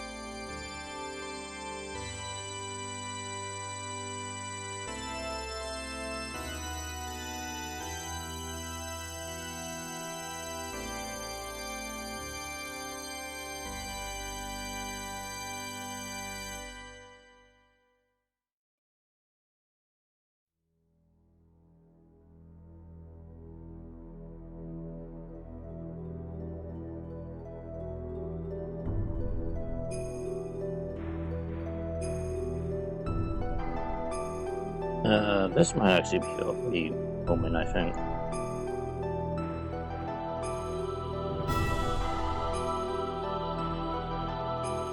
But I think this is mainly used for the Merkava, inside the Merkava dungeon, which is the final dungeon in the game. Although I do think you hear this music before that.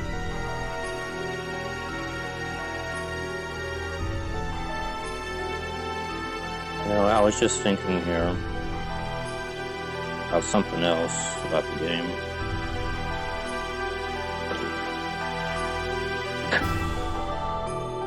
Now, I think this is just a rumor, but this is I think I remember reading this somewhere that you have to remember that Xenogears came out in the time between Final Fantasy VII and Final Fantasy VIII. Kind of came out in that gap between those games. I think the rumor was that Xenogears was originally pitched as Final Fantasy VIII, which kind of seems semi-plausible. And the reason I say that is because there's this infamous little Easter egg in Final Fantasy VII where Cloud actually literally almost spits out the name Xenogears. It's the one bit where he like has the Mako poisoning in, I want to say, Middial, I think. And he's just blabbering all kinds of random stuff, and then he says something like Xenogears, something like that. And of course that was a call out to Xenogears, but the game hadn't even been announced yet by that point, so it was just like it was a little Easter egg. But probably at that point, people at Square were already in discussions trying to figure out what to do with the game, and they were like, they were going to make it, they just didn't know if they were going to make it as a proper Final Fantasy game or as something else. But eventually they went with something else, and they went with a different idea for Final Fantasy VIII, which is what we have today. But that is just a rumor. I don't know how true that actually is. It'll be kind of weird. Well, actually, no, I guess it wouldn't be out of the question to have a Final Fantasy game with mecha in it, because Final Fantasy VI did technically have mecha in it. And I can't remember exactly, but maybe Final Fantasy VIII did have some mecha in it somewhere. I mean, they had spaceships in it, I know that. But I don't remember the details of Final Fantasy VIII too well. But they might not have actually had any mecha in that game at all, but they definitely had spaceships. I do remember that part.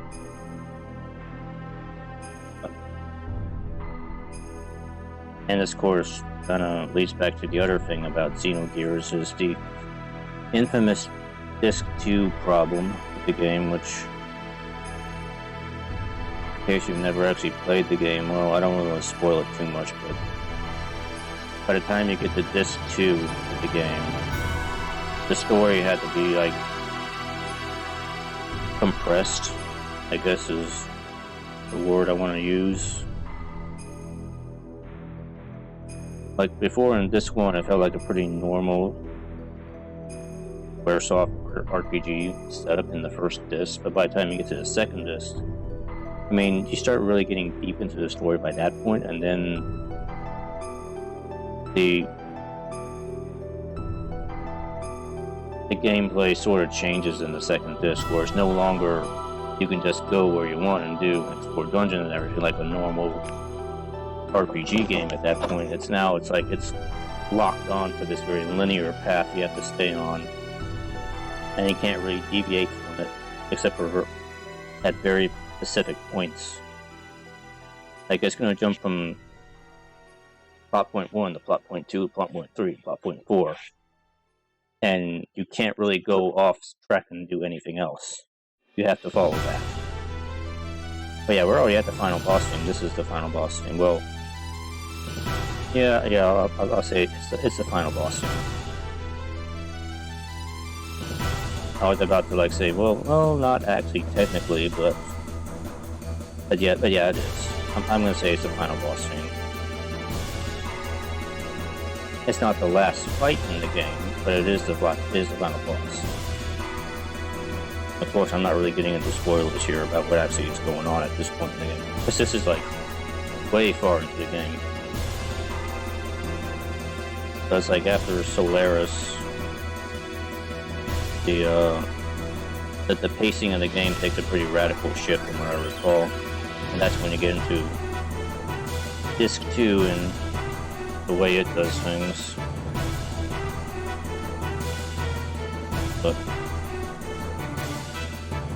And the story has been for years and years that Squaresoft just rushed the game out. They rushed the production of the second disc so they can get people working on Final Fantasy VIII and get that done in time. Because the Xenogears project was taking like too long, or something like that. So they had to rush through the second disc and they had to make a lot of sacrifices. So it didn't really turn out the way it really probably should have. I already did those, like.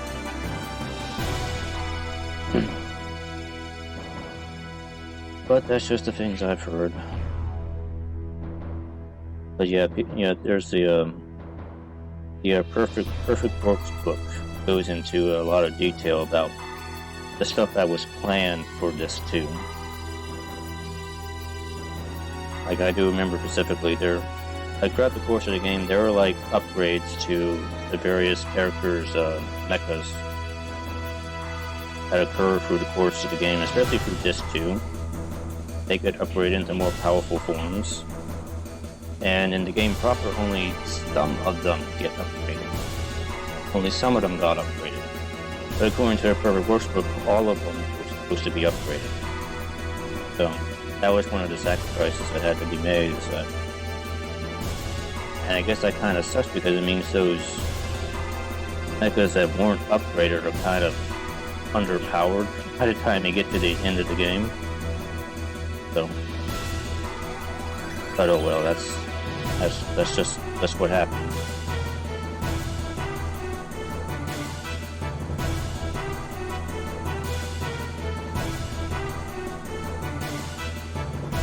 It's not the best final boss theme, but I mean, I guess it works for what it is.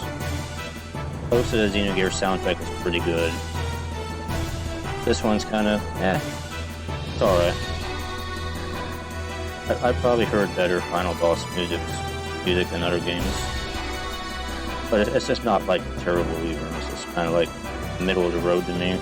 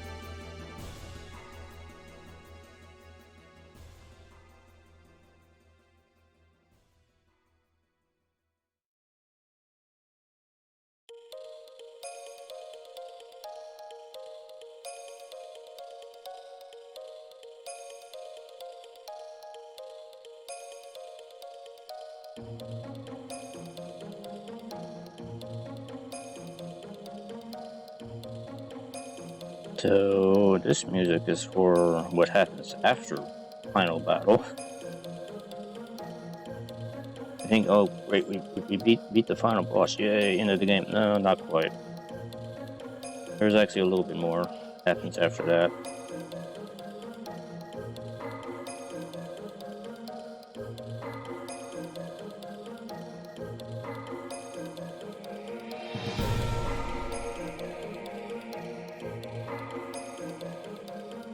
There is like a final fight in the game. Although calling it a fight is probably a bit of a stretch, because I don't think you can technically lose the fight. It's like it's like at the very end of Final Fantasy VII. You fight Sephiroth in his one-winged angel form and everything, you do all that, that's kind of your final battle. But then after that, there's actually one more fight with Sephiroth. I think people forget about that part all the time. But it's kind of like that, but you can't really lose that fight. But it's more of a cutscene fight. You still have some control over it, but not really. You can't really lose the fight. This sort of final fight in Xenogears is kind of much the same thing. It's there, but you can't really technically lose the fight. I don't think you can. It's kind of more just there to like resolve the plot at the very end.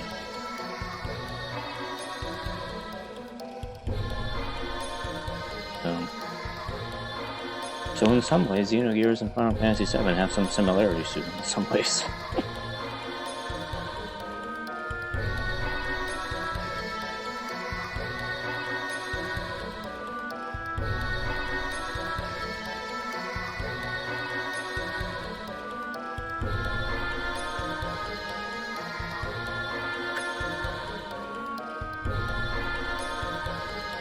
Actually, I just remember there was another Easter egg in Xenogears, connecting to another Squaresoft game.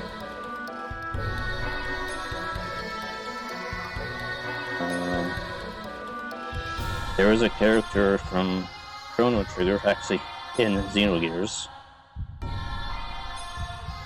It actually shows up really early in the game. Luca actually appears in the game very early on. It's just sort of it's just a Easter egg thing. I think she shows up in the actual tutorial room place, which is actually in the first village, I think.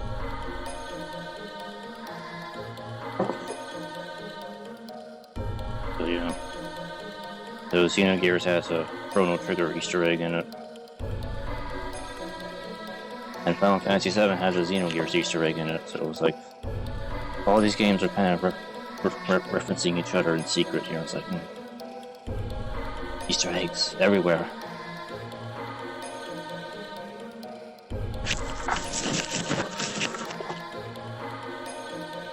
Okay. Let's use parts up real quick.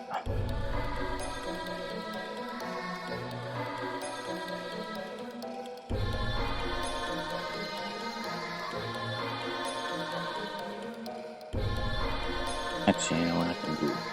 I need to clean that up better, actually. If it's catching on the cotton bud, it means I didn't clean it up properly. There we go.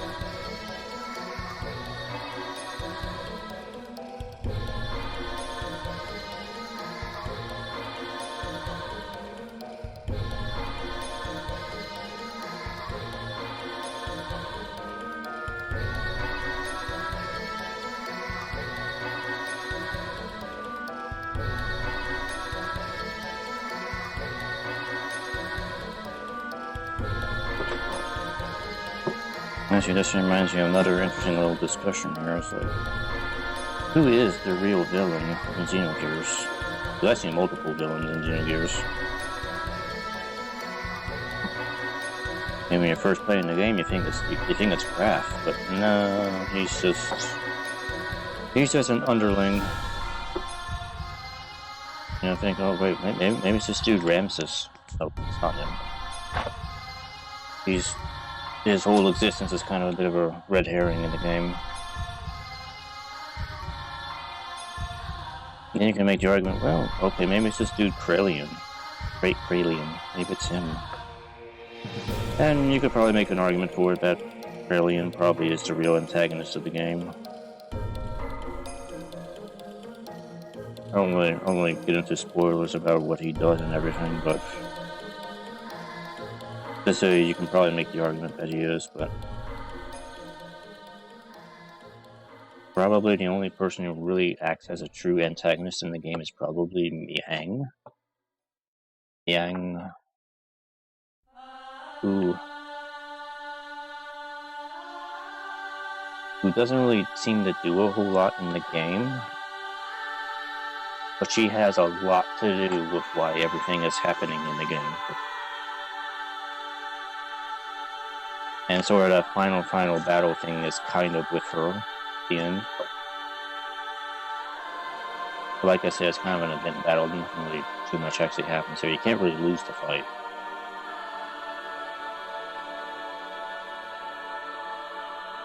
Okay, I'm gonna do the internal parts first here. This is just the last cutscene video, I think, this year. So I'm actually out of music here. I'm gonna have to listen to something else here in a moment. Because I'm gonna be done here in a moment.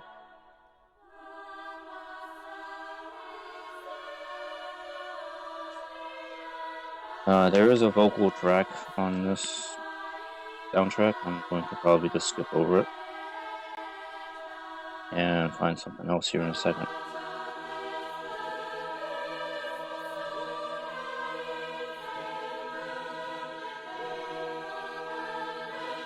But we'll listen to what we have here so far. We're almost at the end.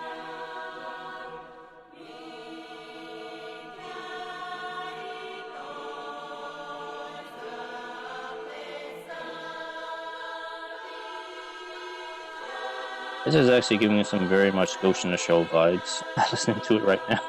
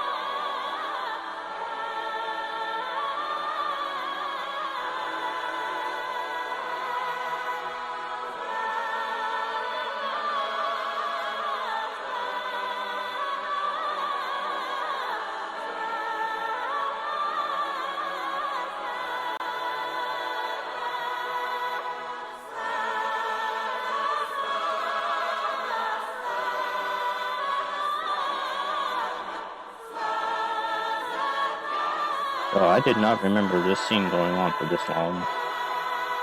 I could have swore the actual cutscene for this was actually a lot shorter. But I should probably mention that the cutscenes in the game they're not like CG rendered cutscenes. They are actual anime cutscenes in this game. Old school 90s animation.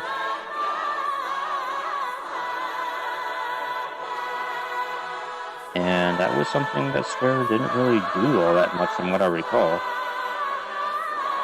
I mean, they made some like anime cutscenes for the Chrono Trigger update they made years later. But I can't really think of any other Square RPGs they used anime cutscenes in. Because at that point they were starting to get into like really making use of like, you know, CG cutscenes and everything. Like they really went overboard with the ones with Final Fantasy VIII that came out not long after this.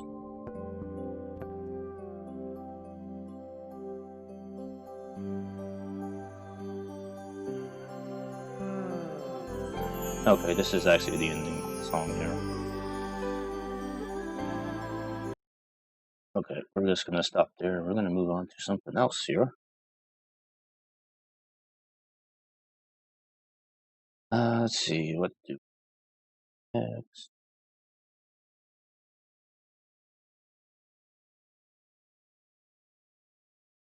I could jump right into Xenogears Saga, but I think we'll save that for another time.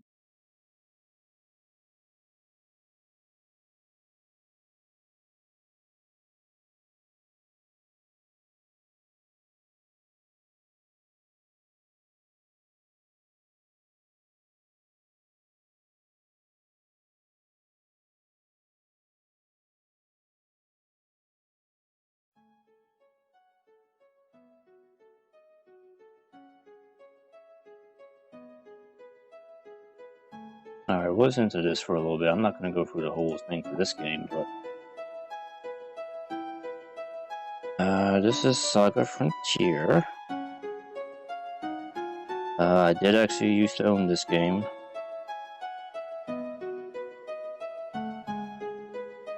And I can tell you that this was an interesting game.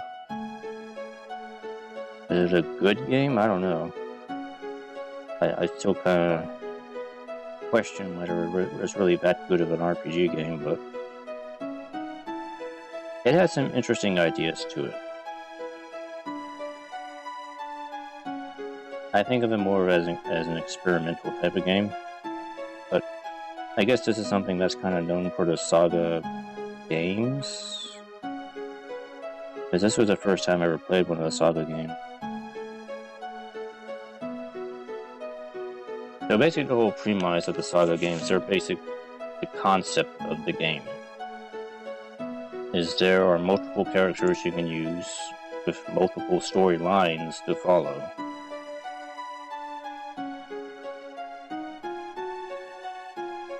Not all characters are really that well developed. Not all storylines are that well developed. Sometimes you will get some really good ones, and otherwise you end up with ones that don't really do a whole lot. And I think that was the general thing about Saga Frontier. I don't quite remember the exact number of characters you can use, but it was like any. This is the main title song here. I know there's blue, there's red. I'm not talking colors here, that's the name of the characters. There's Acellus. There's a robot character. There's a dude with a frickin' lute, and I think his storyline was the most useless of them all. I don't think he did not even have a plot, from what I remember.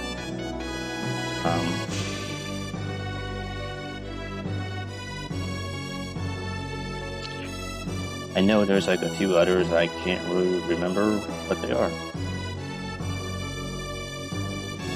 But okay, so they all have their separate stories. But they're all kind of in the same game world, or game worlds. Because I can't really figure out whether... It's actually a very confusing thing to explain, without actually seeing it, but... There are game worlds in the game world. It's kind of it's hard for me to describe properly. But like I guess it's supposed to be sort of sci-fi, correct? Like there's different planets you go to, but they're very small areas.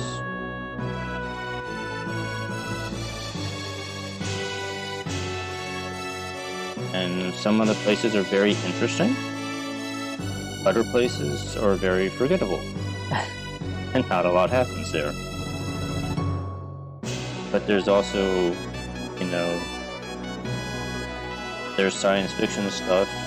There's, you know, robots and spaceships and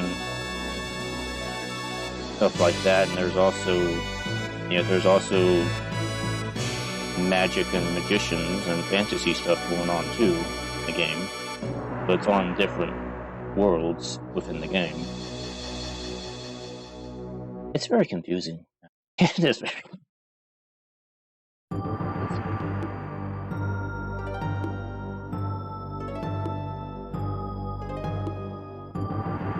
But like I mentioned, it's like some characters' storylines are really good, and others feel very underdeveloped.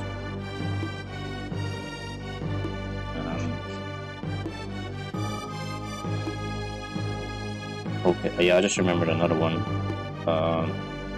Amelia is one.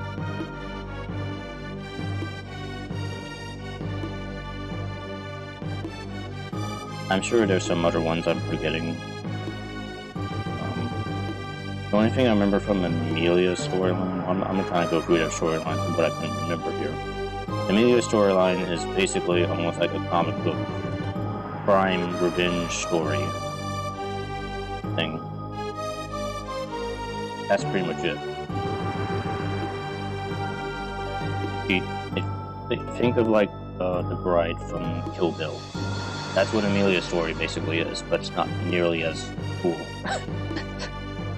It's not nearly as involved as that, but it's something like that. So you have that. You have that story and character you can use. Now, when you pick a character, you can't necessarily have the other characters join you. Some of them can, some of them don't. Most of the time, you're going to end up with some generic characters that join you, that you will find kind of in like every playthrough. But that's just Amelia. Blue, I remember, is the wizard dude. I don't really remember what his storyline is. All I know is that he tends to keep to himself a lot. He doesn't really cross paths with the other characters too much. And that's kind of it. So I remember from him. Let's see, what else is there? The robot dude, I don't really remember too much of.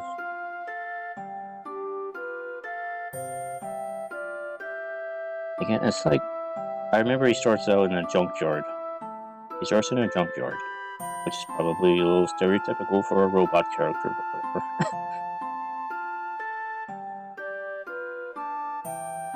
And then at some point he goes into space and fights some big cyborg thing that, of course, wants to like destroy the galaxy or something or whatever. I don't remember exactly.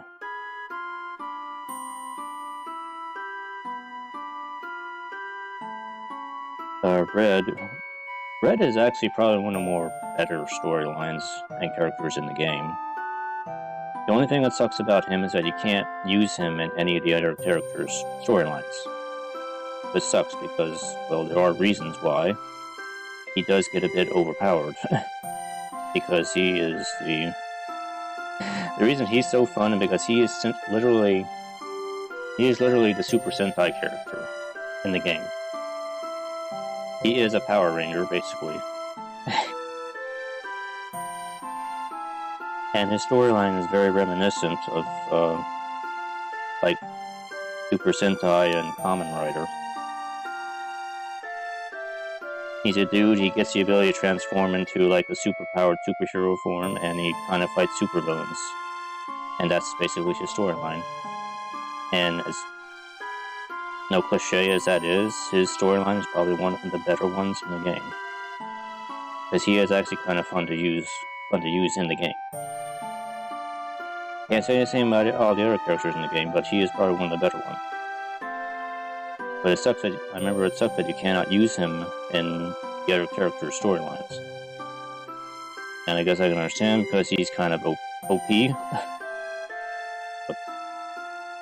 you know, it just kind of is what it is. The other character I can kind of remember pretty well is Acellus. Acellus' storyline is very unique. Because she's like she gets involved with like vampires or something, like space vampires, and it's like really weird. But she also gets kind of overpowered too.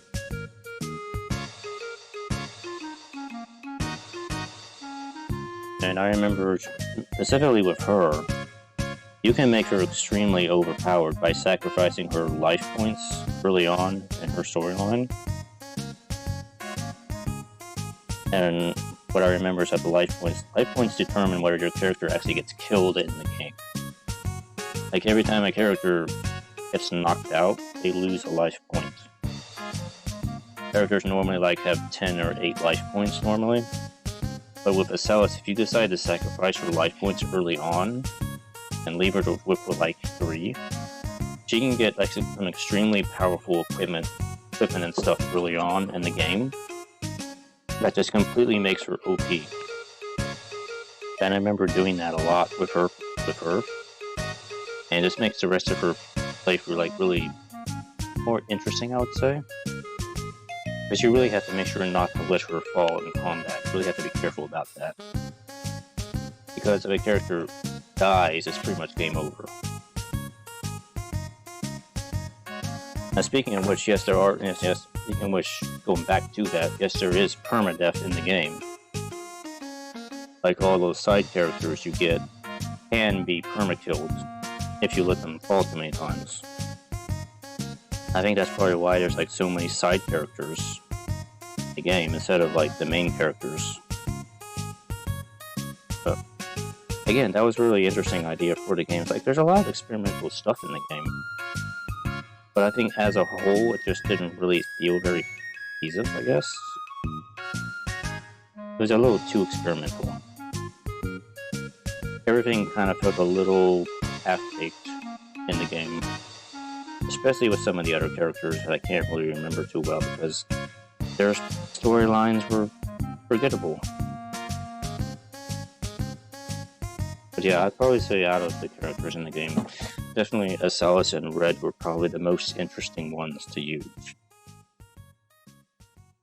But at the same time, they are the two characters that you will not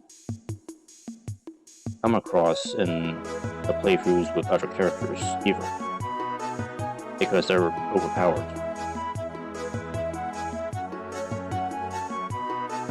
I mean, it would have been neat to use them in other characters' playthroughs. You just can't for whatever reason.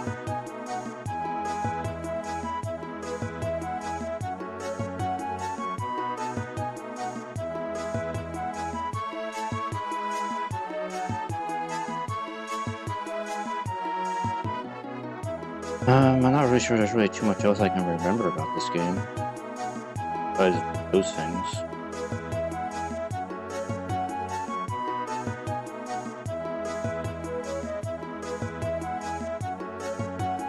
Like, the battle system is very typical turn-based RPG from what I remember.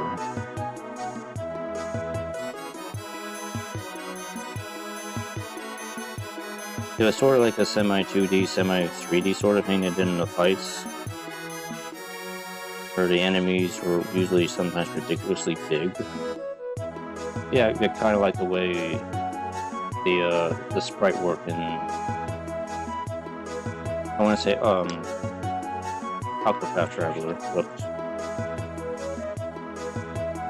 Even though I would say Octopath Traveler is a far, far better game. Definitely. Definitely is. Yeah, I'm just saying, comparing to like the sprites. The enemy sprite size is like huge in the game. Not like the way they are in Octopath Traveler, they're just huge. Getting myself like so sidetracked here, I'm forgetting what I'm doing on these legs here. That's done.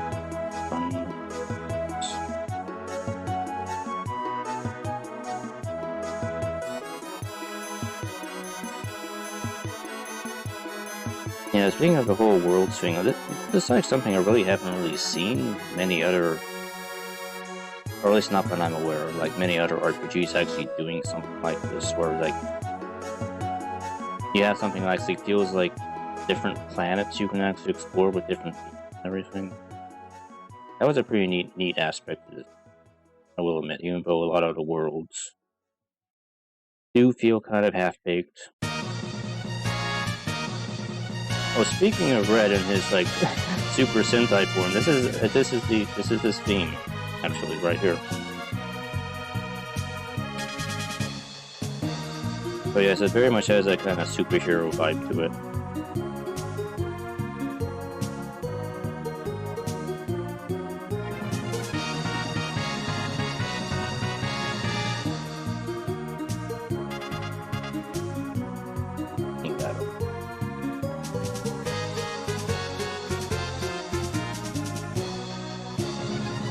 You know, as kind of interesting as some things about Saga Frontier are, I don't think I would be... I probably would pass on replaying it. You know, at this day and age, I'd probably pass on it. Like, there's only a few good parts to the game that I remember.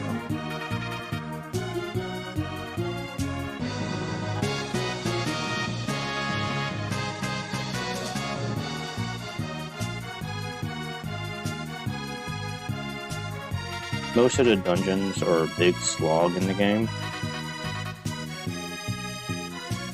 And the progression is sort of all over the place, from what I remember.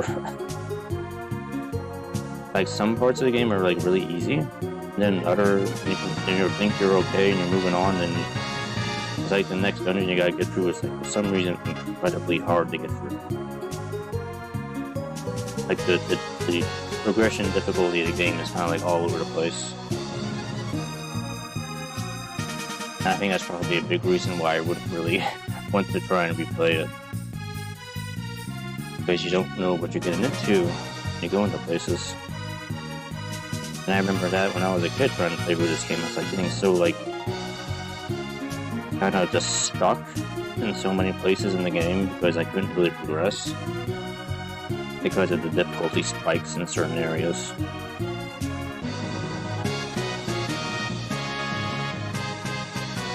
And grinding it's not really an easy thing to do in the game because the fights are kind of tedious. You can't really blow through many of the fights in the game too well. So it makes kind of grinding for like experience kind of a tedious thing in the game, I remember. Yeah, it was not especially fun.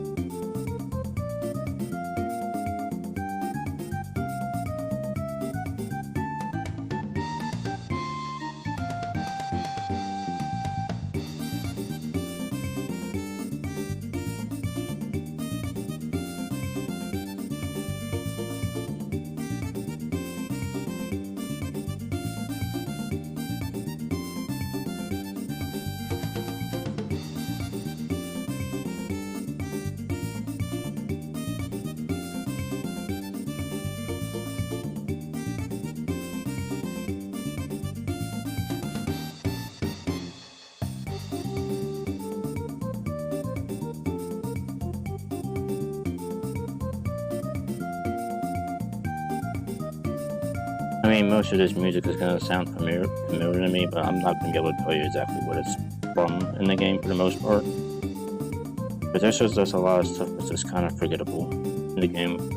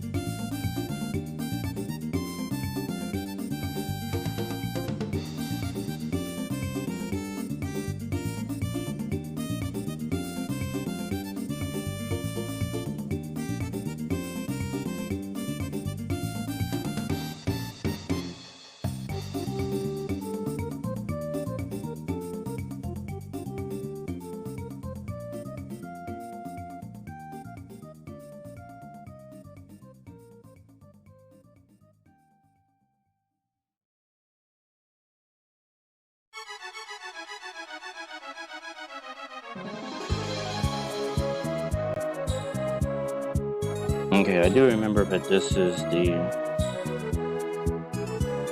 SLS's theme. I do remember this.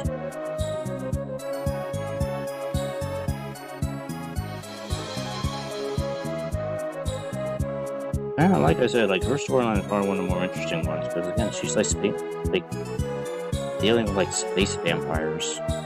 This is very weird.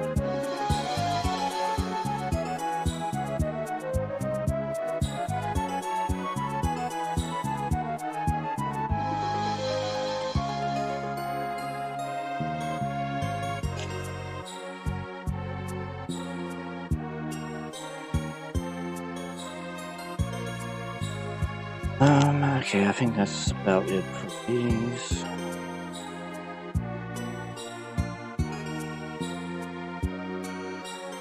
Take a quick look. I know there's a few little spots I probably missed.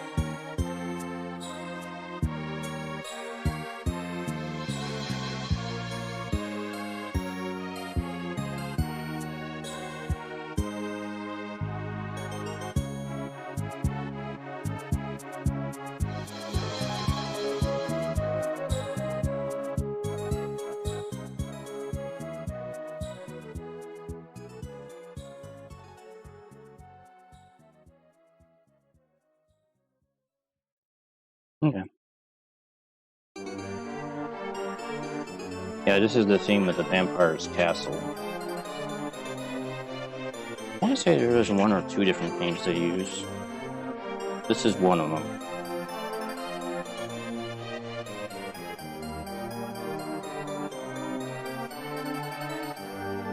Do a little bit of paint.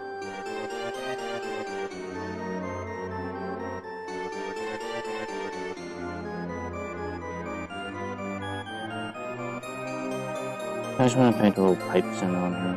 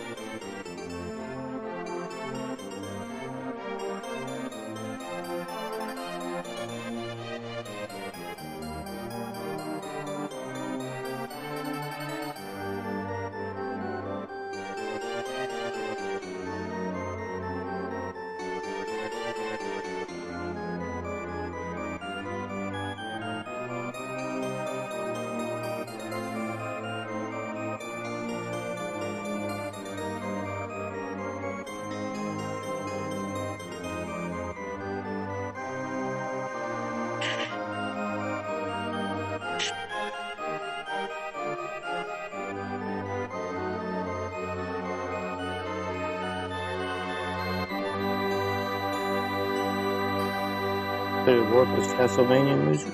Not really. Just a little too cheery for Castlevania.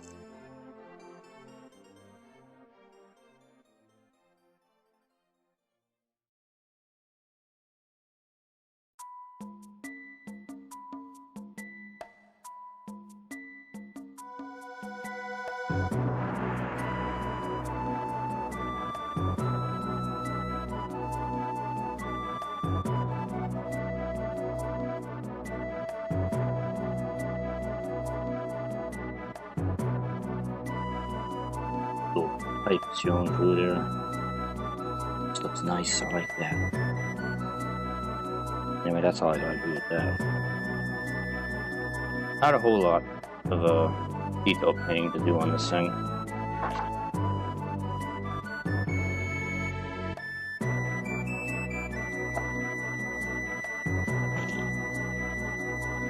Oh yeah, except for the core fighter. Already passed all that.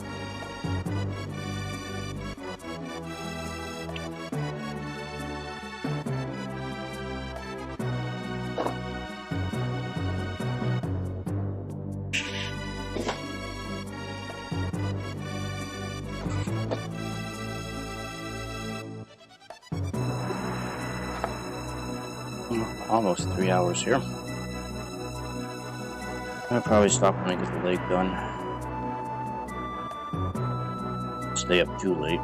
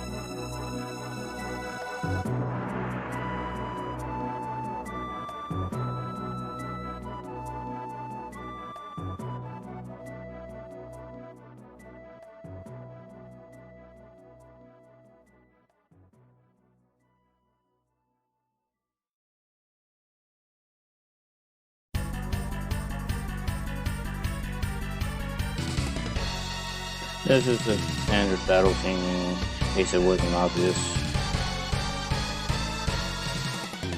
It's very generic.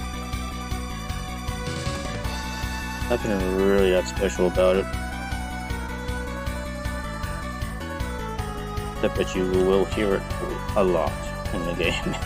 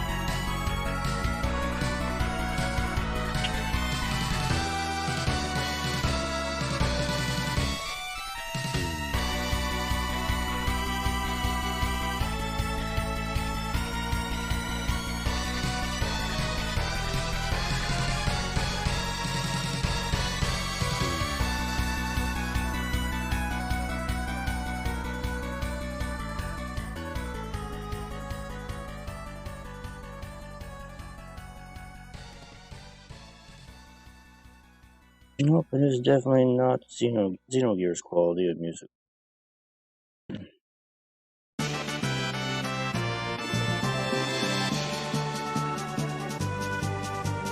I think this is Victory music. I think it is. I'll be honest, I really don't remember.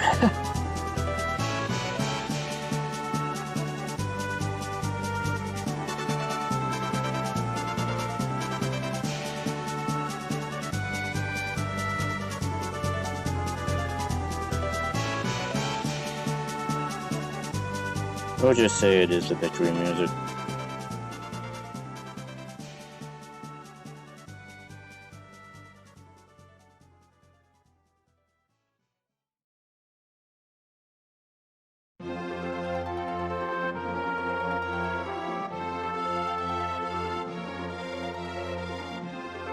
Okay, I think this is the world map music, I want to say. I use that term loosely, world map, because it's not really a world map. It's a map of planets or worlds you can go to. I do note that depending on the character you pick, you cannot go to any world. There are plenty of worlds that characters cannot go to, that only certain characters have access to. Like, I know, like, SLS's vampire world can only be accessed by her. None of the other characters can go there. And usually the final dungeon areas for each character is on a unique world that only they can get access to. Yeah, things like that.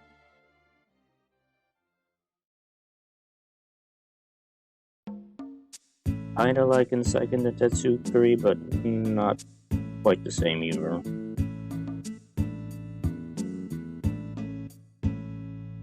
Kinda like that, I guess.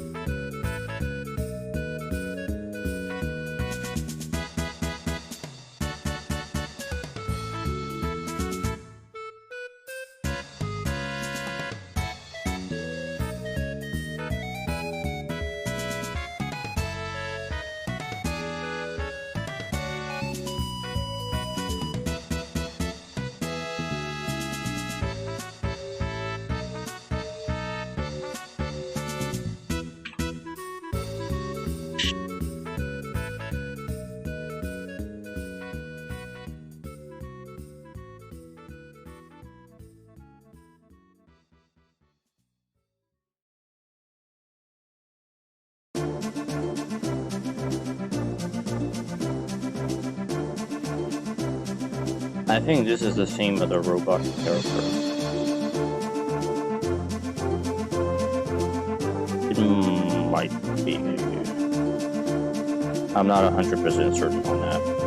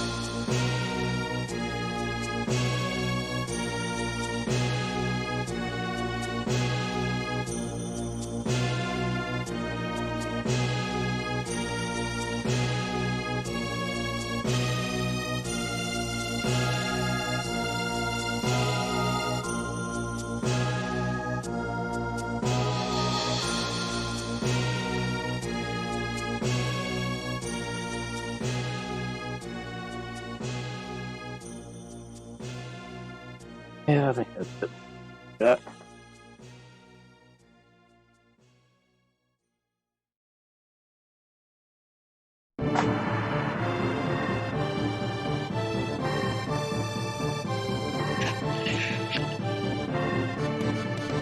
Alright, that's gonna be all I'm gonna do for the panel and stuff today.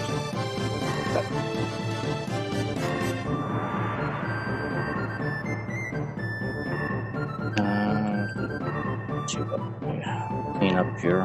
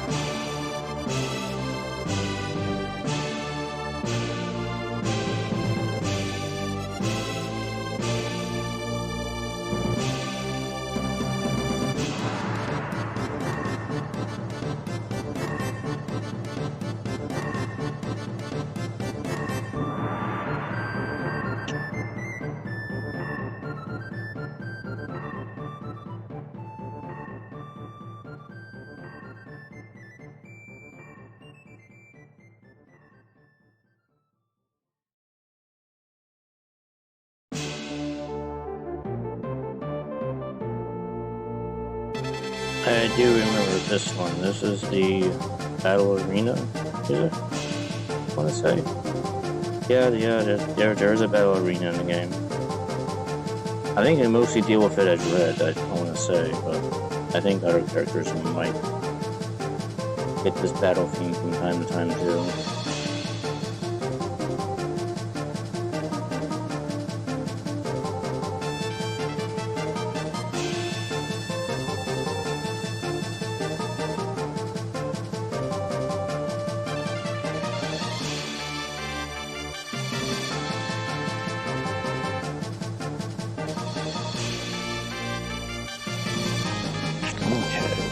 Actually, there's one other thing I need to do here. That. We're going to do a little bit of actual gray paint right here.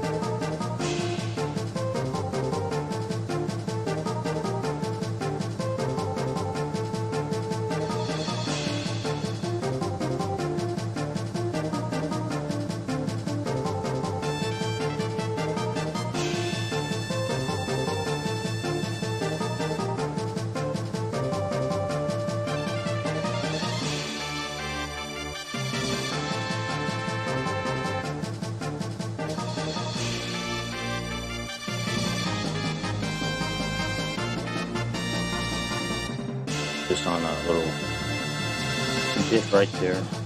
All I want to do.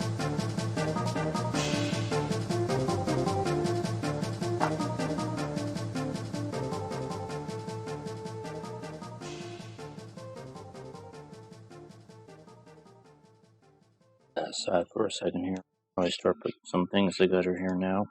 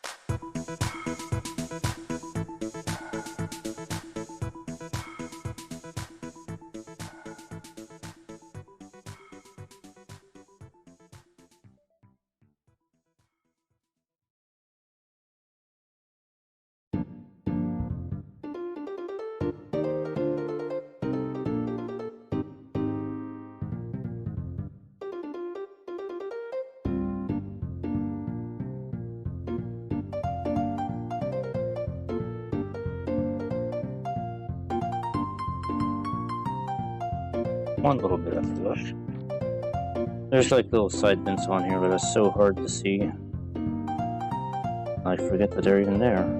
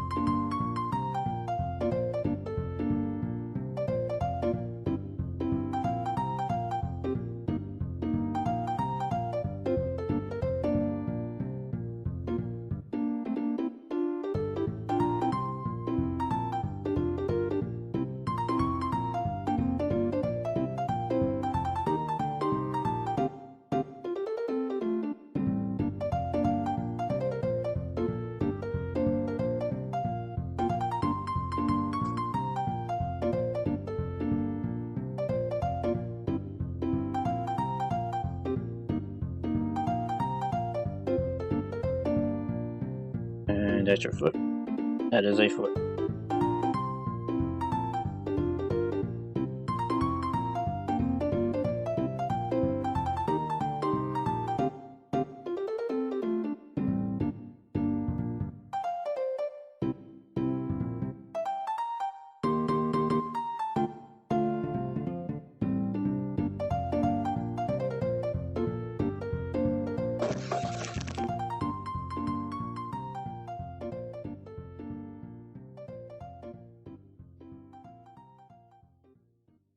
Actually, I need to put the stick ore on there first.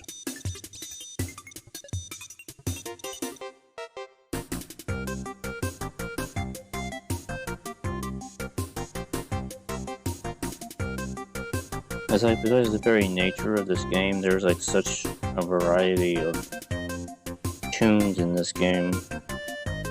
I said you're gonna get some very fantasy themes, you're gonna get some other type of themes, and then there's like sci-fi themes, like this. You got all these like robot, whatever music you want to call it, I guess. But you have stuff like here and here with all the fantasy music too. Like, okay. Like a lot of different stuff going on in this game.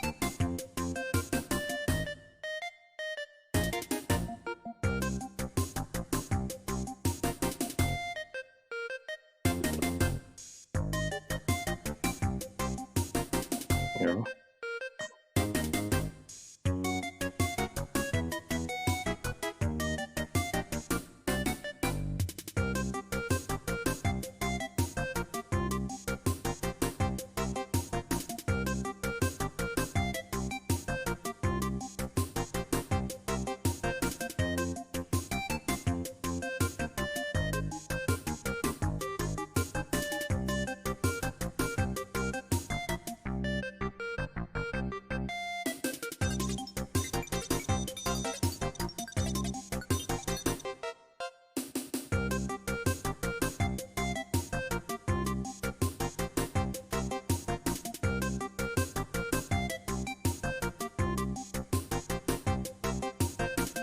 That's pretty much the way it looks like inside the leg.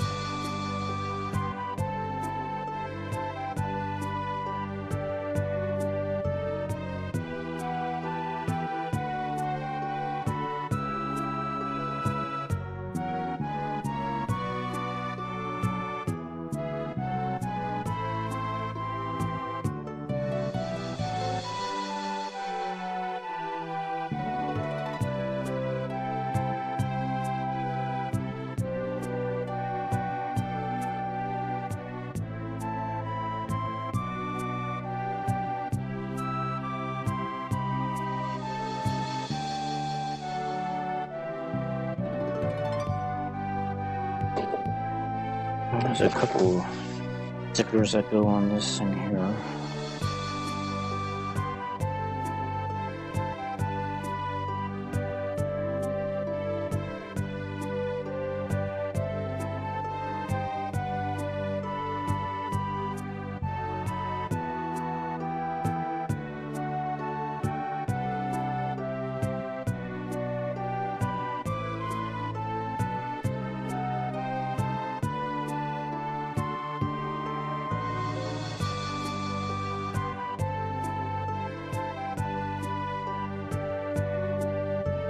Yeah, it's not on there, right? Come on.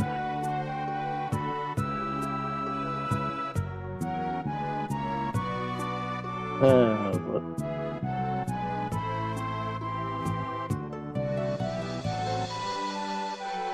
Oh, we have a problem here. Where did it go? I fell off.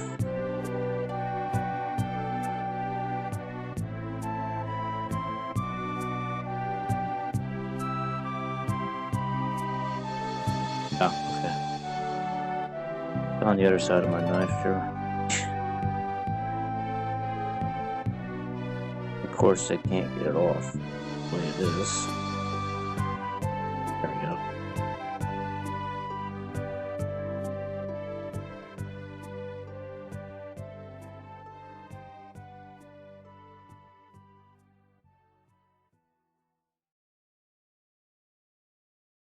Doesn't really want to stay on there too well.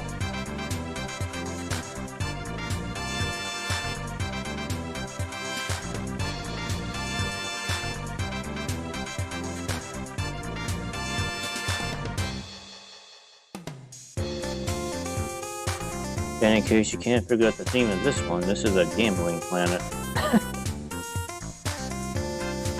Sounds like a casino, doesn't it?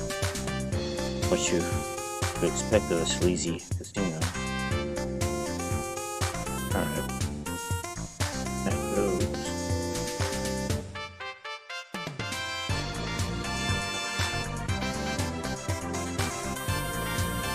Yeah, just like that.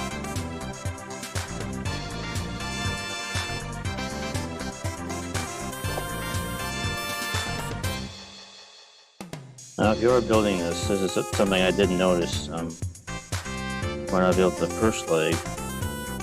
You really have to press in a lot on this to get this to go in all the way. It's going to seem like it goes in and then stops, but you really have to kind of press on it more because it's not in there all the way. There we go. Now it's in all the way. You really have to press on it. First time I did that, I wasn't sure if it was in all the way. But you have to keep pressing on it until it actually clicks in place. Alright, we're gonna do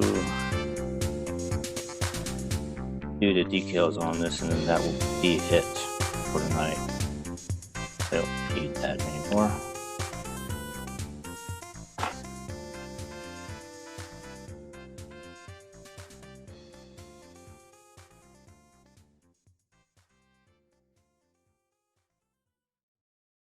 Probably go through this a little quick here because I already know where everything goes pretty much.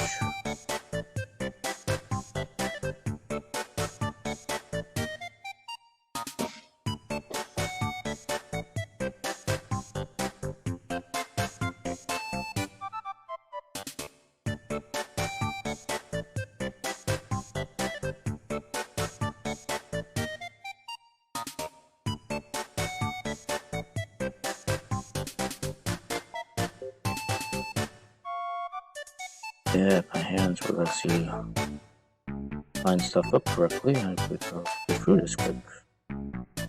But no.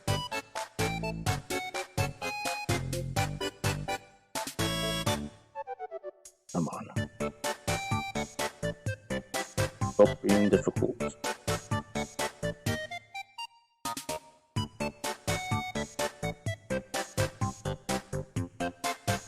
Wow, I'm having like such a drop problem with this one. Like, you gotta get in the exactly right spot for it to look right. There we go, got it.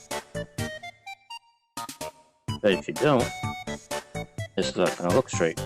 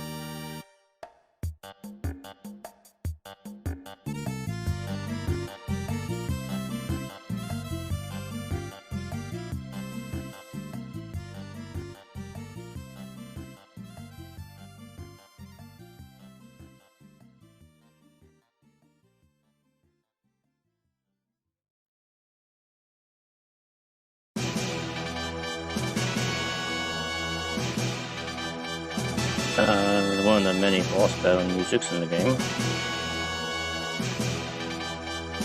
Probably one of the better ones I would want to say.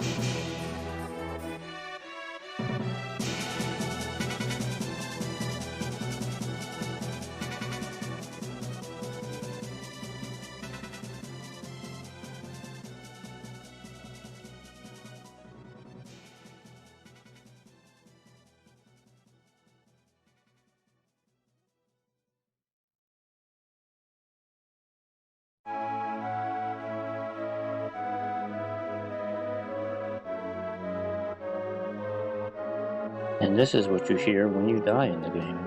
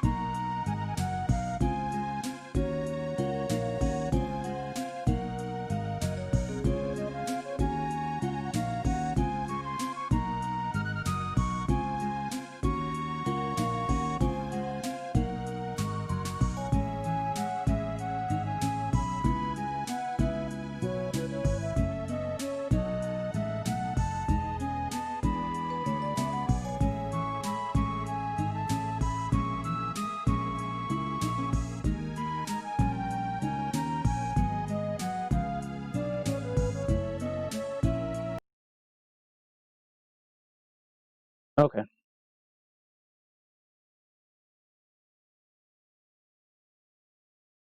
Alright. Pretty much got it. 2 legs. Done.